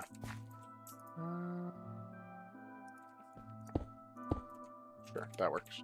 Actually, I should probably throw a torch in here so a creeper doesn't spawn. Okay, yeah. That's good enough. Yeah, I learned that the hard way with my house just now. Do you like my house? I think the roof is a little obscene. Pretty I'm nice. probably going to add like a little like peek out window like right here in the middle of it. I'm working on I'm very happy with the way that mine is right now. I just need to put in some work on it. Add some battlements to this castle. Classic battlements. Alright, where are all my flowers?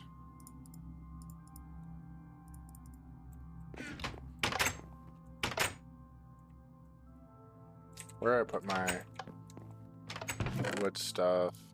There's my slabs. If there's one thing I'm glad hasn't changed in Minecraft, it's the way that stairs are. Because this I know. True.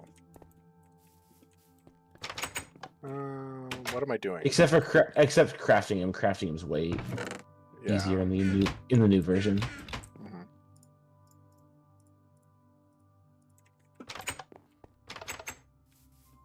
I need some leaves.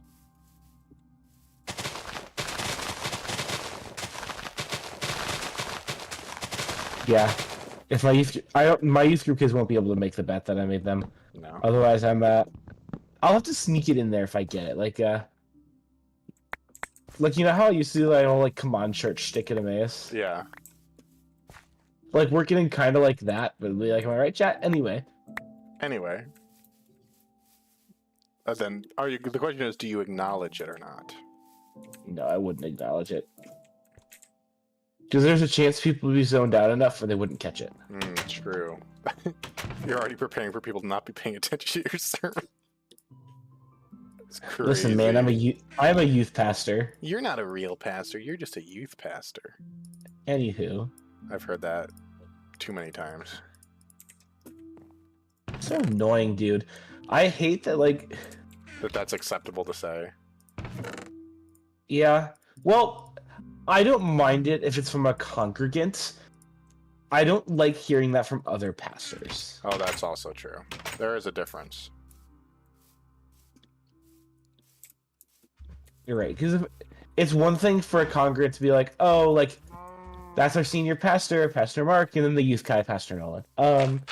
But like, and that's fine. Like, I'm okay with that. But if it's like another pastor who's like devaluing another man's ministry position because of well, okay, I don't know. I never want to see my ministry through like such a vocational lens that it's like, oh, you have to call me Pastor Nolan when you see me.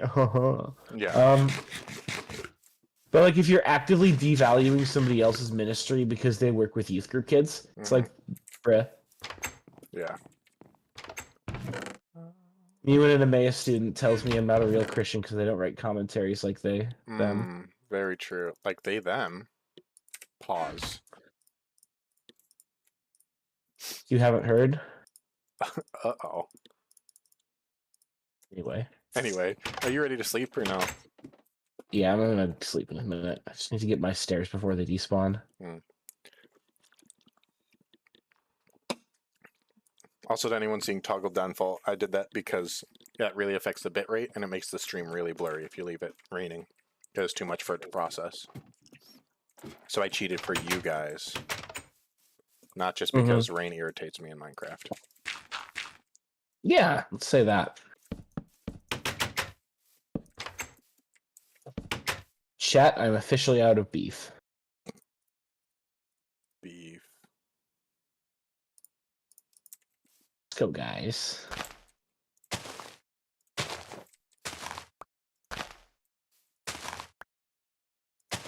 Are you still there, Jacob? Yeah, sorry, I was doing my flowers. Trying to figure out which ones look good together. I'm trying to figure out whether I should get a big AJ or big Justice t-shirt. I want a Rizzler t-shirt. My gosh. Rizzler family is is my goat. That family is so funny. Like, It's crazy. The thing is, they're really not actually that funny. They just... Something about them just makes me laugh so hard. AJ's just a good dad, bro. Like, Yeah, he's literally just goofing. like He's just messing around with his boys. Like literally. Like, I'm like, I was like, dude, I don't like the hate. Like, bro is legitimately just like a good dad. Yeah. Yeah, I mean, granted, I find their stuff super cringe, but it's like the funny kind of cringe. Yeah. It's like a Baby Gronk rizzed up Livy Dune kind of cringe. Yes, Mark? Except for now, apparently they're beefing with Baby Gronk. Wait. How are they... Wait, they're beefing with baby... What words am I saying right now? Big Justice is beefing with Baby Gronk? I hate funny, myself. dude. So funny. I was gonna say, I TikTok love it. families just are hilarious to me. Yeah. So crazy. Yes, I did just try to make that jump, even though I knew I couldn't. Don't worry about it.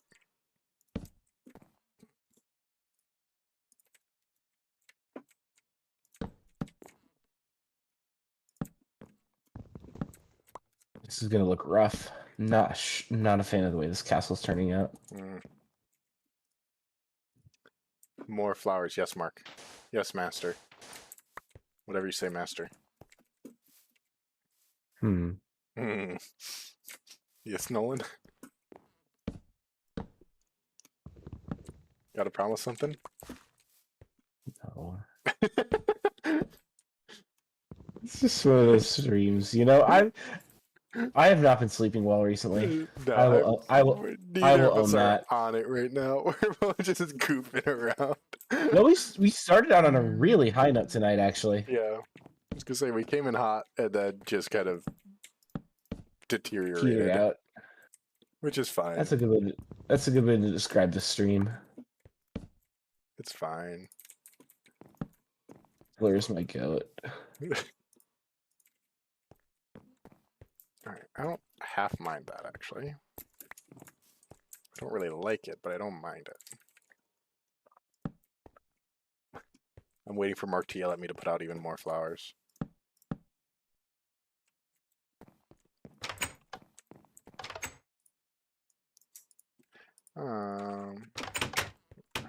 Actually, it's not that bad. What's not? The castle. I gotta come get a look at it from your side. Yeah, I'll come and peek at it. Said more. Why did you redact saying Jacob?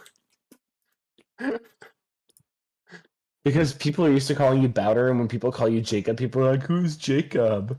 That is very true. There is an One time odd I called amount you of people who get uncomfortable when people call me Jacob, and I don't understand. I called you Jacob in front of Natalie at Emmaus one time, and she literally thought I was talking about Jacob Schmelzer for a while, to the point where like I was describing it, and she was like, "When did you and Jacob become such good friends?" And I was like, "Since freshman year," and she was like, "What? Oh, not Jacob Schmelzer. Are you talking about her?" And I was like, "Yeah." It's so funny.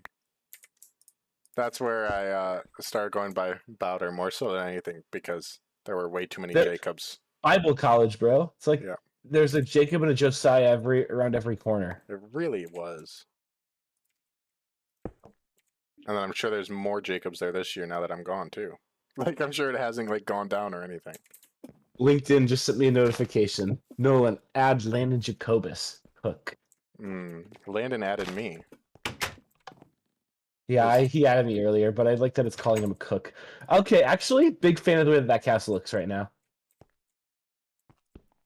Here, come out over by where I am. Okay, give me a second.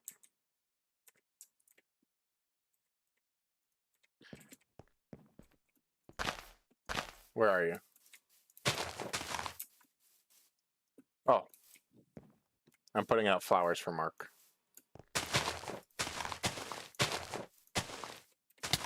Get in the hot tub. Yeah. Owie. Owie. Rotten flesh I was punch. gonna say, it actually looks pretty good from here. Especially if you build up that tower a little bit more. Yeah, I think the tower's gonna. I'll give it a little bit more height before I. Maybe Yeah. like 2 or 3 blocks before I build it more. I was gonna say, Mark, I have a lot of flowers because this was already a flower forest. And so, actually, I might not flower here and turn this into my enchanting area. I know it's like kind of far away from everything else. Or should I? No, I'll put the enchanting area a little bit closer to you guys. That way you guys can use it too. No sense having 2 full enchanting setups.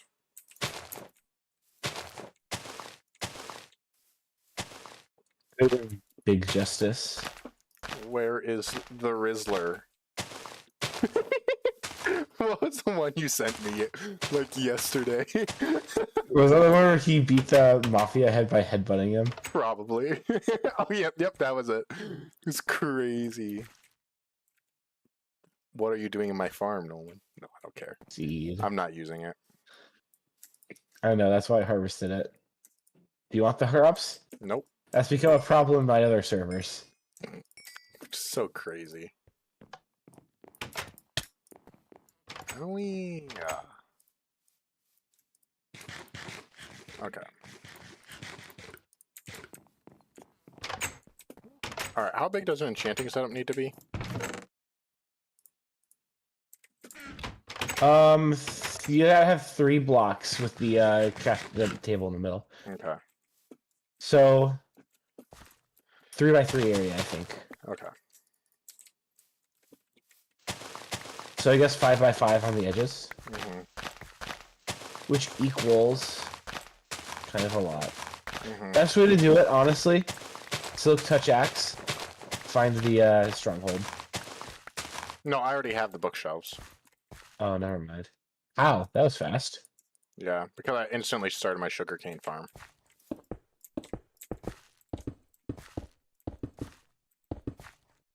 Oh yes, I love when the blocks glitch out and let me see through the ground. This is before they added this is before they added being able to see block profiles through the ground.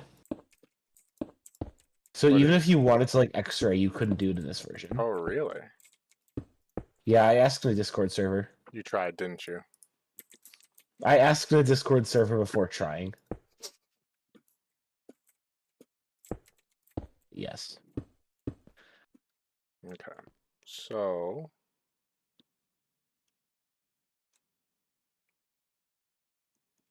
how do I make this look decent with it only?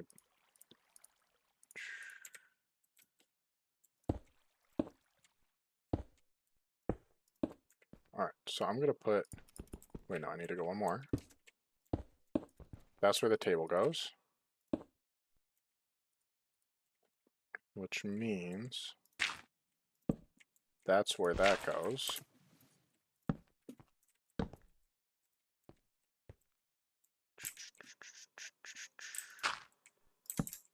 The Rizzler is my goat. It's crazy. Mark, I didn't know you were such a big flower guy in Minecraft. Mark's married. He has to be a flower guy. True. Wait a second. What about me? You're an unaffectionate husband. Ah. Apparently You're always on that. You're always on that dang game. You know it. Apparently one of Janessa's friends asked her at some point, like, how do you get your husband to buy flowers for you? And I was like, oh no. That's not gonna last. That's bad.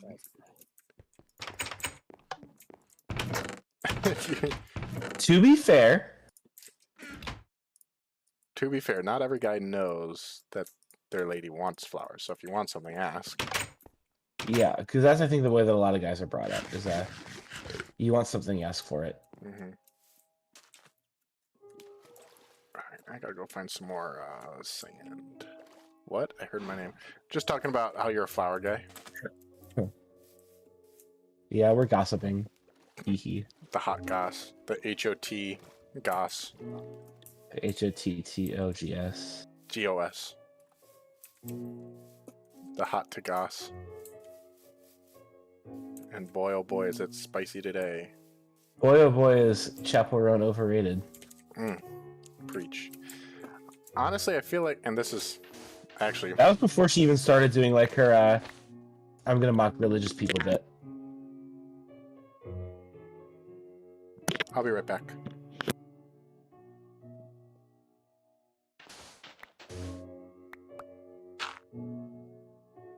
Is this something I said?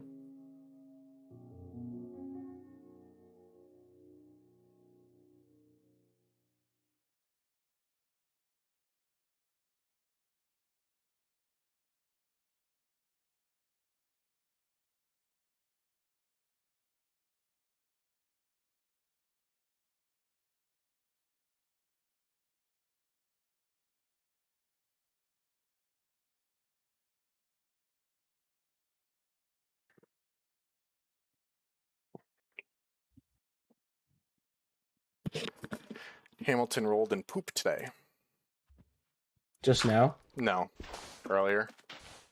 But after one bath, he was still stinky. So Janessa just got home and was going to bathe him again.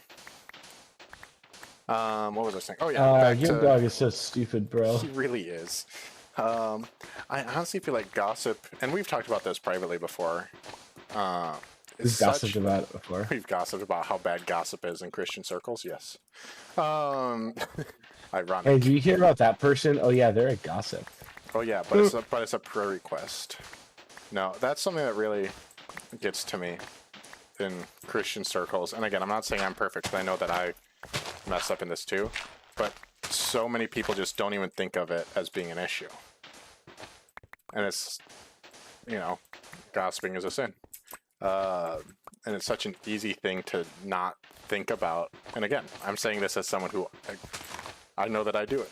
Like, I'm not saying this isn't like me being like, oh, all you sinful gossipers. No, this is me being like calling myself out too. This is you. This is you, dude. This is me. Call me Keyless Seattle from The Greatest Showman, because this is me. Kringe. Creepa. Oh man. Ah. Oh my gosh. Where'd the gossip question come from? HOTTOTO goss. There was a full gold skeleton chilling over there with aimbot, waiting for me to run by. Jeez. Swimming through the dock of the bay. I was gonna say, I do like how my area is coming along. I'm usually not like that detailed of a builder. I usually just kind of build my house and then I work with it. Yeah. Usually I'm more the builder in our worlds. Yeah. I don't really usually care for it all that much. What was I doing with all Ben's the that's mapper, you're the grinder, I'm the builder, and Joe is the one with pets. True. Does Joe get pets? I don't think so. I honestly Well, feel he like didn't really. Joe's usually just like not on the world quite enough to do much. Yeah, well, also Minecraft's not Joe's game. Yeah. Joe's more about that Call of Duty League. Yeah, I can't get into Call of Duty. I tried. Yeah, at least not at that level. I used to play a lot of it when I was younger. But not at the level that Joe plays. Not even close. Joe's crazy with Call of Duty stuff. Like, if you want to get wrecked, go play with Joe.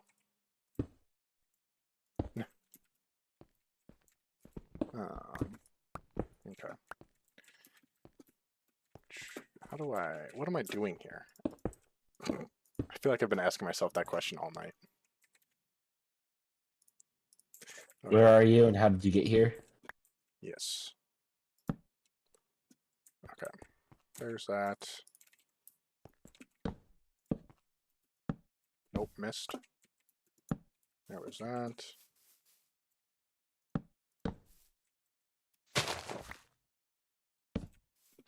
Okay. I've got an enchanting table started. Oh, armor stands aren't in yet either. Nope. This is a level 28. Oh, and that's right. This was back when could you just spam it and you get different enchants? Yeah. That's a W.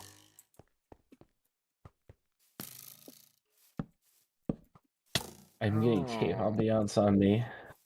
Yo, welcome back, Isaac Dean. How was the revival? We are still playing Minecraft. The all-night revival. We're having an all night. Ow! Skeletons with aimbot.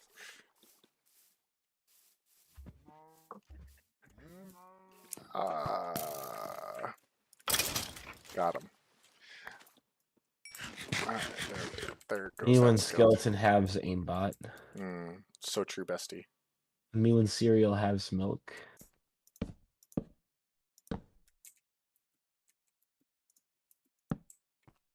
So true, bestie. I'm going to kill you. Good, bestie. So It was old. very good. Awesome. That's good to hear. I was gonna say, it sounds like it's a pretty cool event. I'm trying to think if I know anyone. I feel like I knew someone Hey, else. did you who sing was enough? actively Did going you to sing enough America. straight psalms? Did you important. sing straight psalms? It's a crazy question. Well, if you didn't, you're not a Christian. So I just Oh, wanted to true. make sure. So true, bestie. It's okay. You can hate me. You and Eric Kahn says a slur on Twitter and then says that since he's a Christian, he's allowed to. What? Did that actually happen? No. Okay. I was gonna say I wouldn't have necessarily been surprised, but No, he's just one of my favorite Twitter personalities in the Christian world to pick on because he's so arrogant and not unintelligent about the things he argues about. he makes himself a very easy target. Are you somewhere that you can sleep? No. Okay, never mind. Very good. Yeah. Oh, so actually, what did you... Oh, sorry. So what did you do at the revival? I'd be interested to hear. Can I sleep? Yep. Called the women who stole the Bible.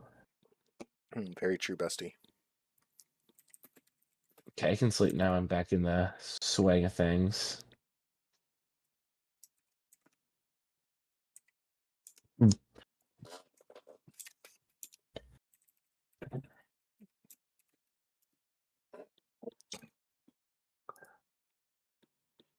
Thank you, sir.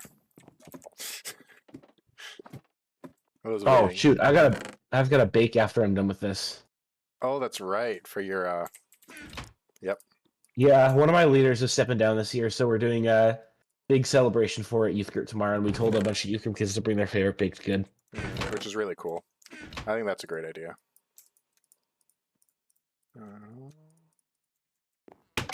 Oh, that's what I needed still. I need to go get just some farm wood for a little bit here, I think. Knock down some trees. It's basically a normal chapel, but at night, and there was a guest speaker. Oh, that's cool. Who is the guest speaker? I actually know someone who I think is a pastor in that area. It'd be funny if it was him. I don't have any extra coal right now, Nolan. I say as I mine some, but I'm actively going to be using it for my pathways.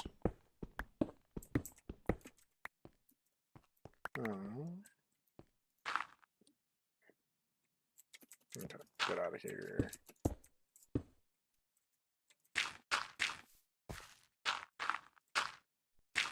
Okay, there's that. What was I doing? Oh yeah, I need to go feed my cows, and then I need to go chop trees. And we have crossed 2 hours now, too. But Janessa's currently bathing the dog, so I have a minute or 5. One thing that is nice is that since this is an old version of Minecraft, oak trees and birch trees, like, it doesn't really matter for most things. You can kind of just use whichever wood type, since it all turns into the same, like, tertiary blocks. Let's gonna say, I need to figure out what I'm doing for our second stream this week. I think his name was Ron Perry. Okay, that's not him. If you meet a guy named Jonah Scott, ask him if he remembers Jacob Bowder. I went to youth group in high school with his whole family and played sports with some of them. And he was actually the intern at my youth group when I was in high school. Cool guy. He actually just went through some crazy like health stuff and came out the other side of it, which was honestly a miracle. I think he's at Wauwatosa Bible Chapel. Can't remember for sure. Tosa Chapel's a good church. Yeah. I was gonna say they were a good family. They were like the one family that I still have a high opinion of from my high school youth group stuff. W. Okay, there's a little bit more wood. At least I think that's the church he's at. I think it's still around. I know he went to Maranatha. And I think he stayed in that area because I think he met his wife at Maranatha as well. So I think she was from around there or something like that. It was like, we were close enough with them to know that they were getting married and know some about them, but not close enough to be at the wedding sort of a thing. But, how much? Okay, I'm going to chop down this tree. Then I'm going to finish my little project here, and then I think we'll call it for the night. Because we have crossed 2 hours. They did have the baby. Who did? Josiah and Peyton. Did they? W. Baby Jonesy. Do you say anything to your baby Jonesy? What do they say if what they named him? Or is it a him or a her? I can't remember. James. It's a solid name. I just said number 1 Drew Royale. What was I doing with these? I can't remember what I was about to do. I just keep losing my train of thought tonight with everything. Boys, how we feeling about the Lego Minecraft crafting table? Whoa. I do want it. I want it bad. Hey, yo. Okay. What am I doing here? What is a sentence I've uttered way too many times tonight, too? Again, I feel like I just keep forgetting what I'm trying to do. My brain is very fried right now. And not in a drug way. Where did I put my sticks? There's my sticks. Do I still have... Yeah. That's what I needed to do. I needed to make another axe. Because this one's about to break. And then... Alright, where do we want to put the nether portal? It's a good question. We're there yet, huh? Yeah. What about... We're there. We're like... So Joe's in that hole there, right? Is Joe right here? Or what is this? Or is this just a little cave? Wait. There is something back there. What is it? A cask. A cask of Amontillado. I hate you. Alright, I'm just gonna put I'm honestly gonna put it in here. Like, come in the on, wall. man. Literature reference. I know how to read. You do? Not the impression I gave off during school. No. But yes. Alright. Nolan, are you ready to see our nether spawn? Sure. Did you build one?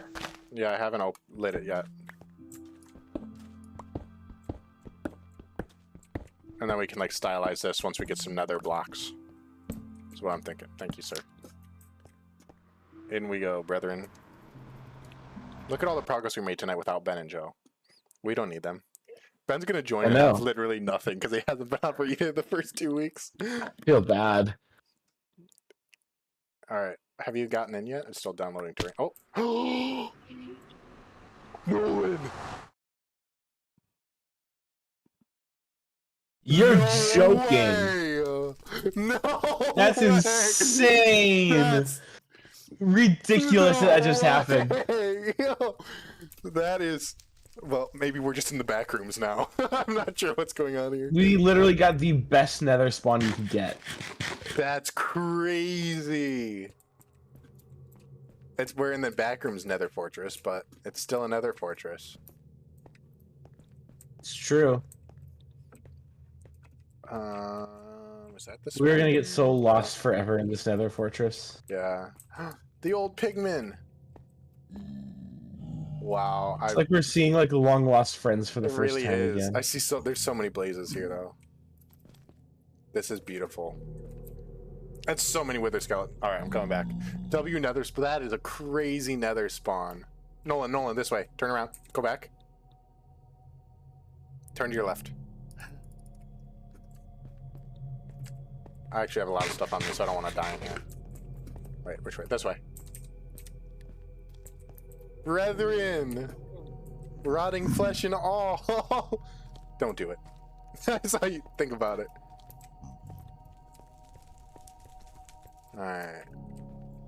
I want to get some I have to find some glowstone. ancient Time to find ancient debris. Did you just trigger the wither skeletons on you? No, okay.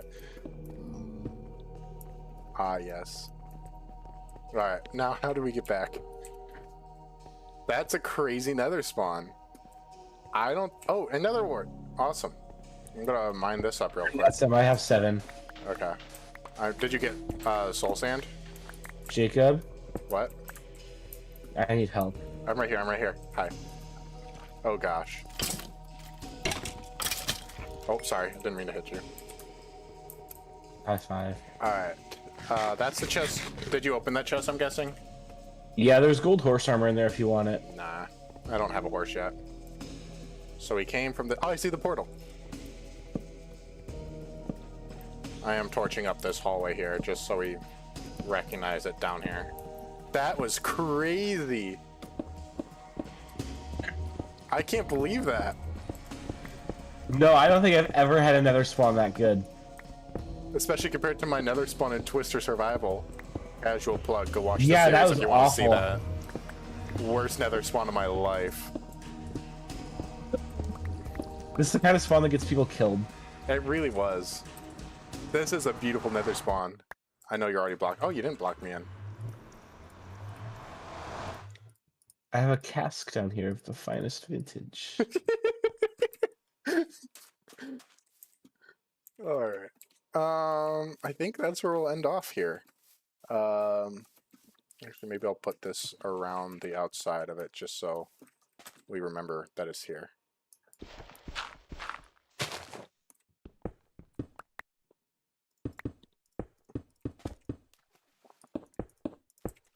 Alright, there's that.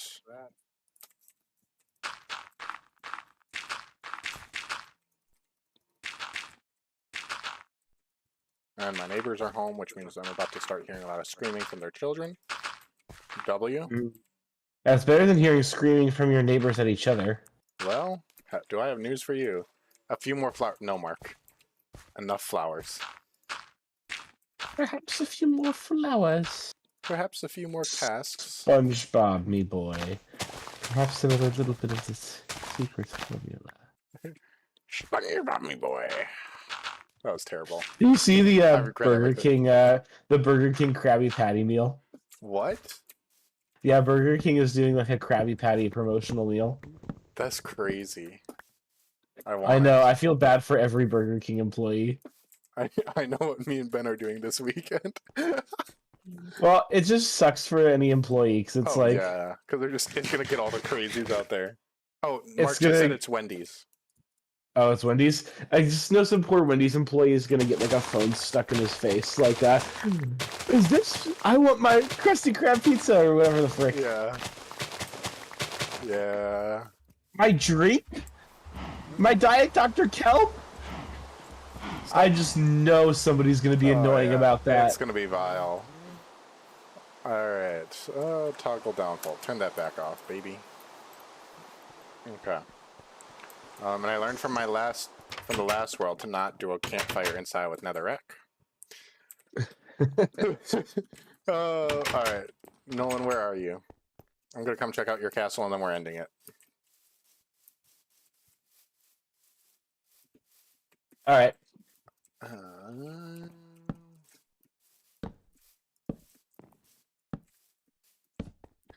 I'm also torching up It's a very pathway to your house. It's very sparse on the interior. That's okay. Most of your castles are sparse on the interior. Yeah, but I'm trying to be better about that now. There's some coal right here, dude. Lol. Lol. What kind of trap? Oh, that is just an oak trapdoor. It looked pink for some reason. Oh yeah, I hacked cherry wood into this version of I was Minecraft. like, what the heck, Redwin? Time to go through your chests and take everything. 13. Wait, how do you make a jukebox? Is that the 4 wood and 1 diamond? Yeah. But I'm not wasting my diamonds on that. No. I also found diamond horse armor. Nice. Are we doing it? Are we doing this? Hang on, give me 1 second. What? We have to. Oh no. It calls to me. What? I'm worried. Do you have any gold? Maybe some. Why? I need a little bit. I need 8 more ingots. I don't think I have that many. We can do whatever it is you're planning next episode. No, where's that netherrack? Oh, yo! Wait, no, this wouldn't work.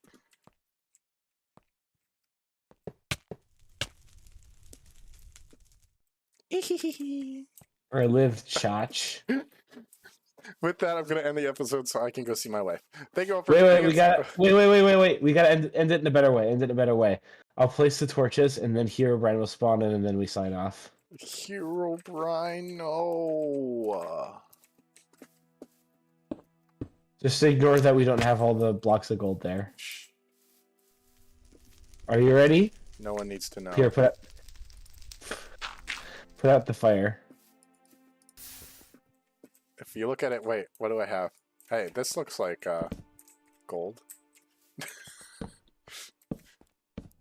Alright, with that, guys, we are gonna summon Herobrine to end the world. Alright, guys, see you next time on BibleCraft! Vile ending. Bye!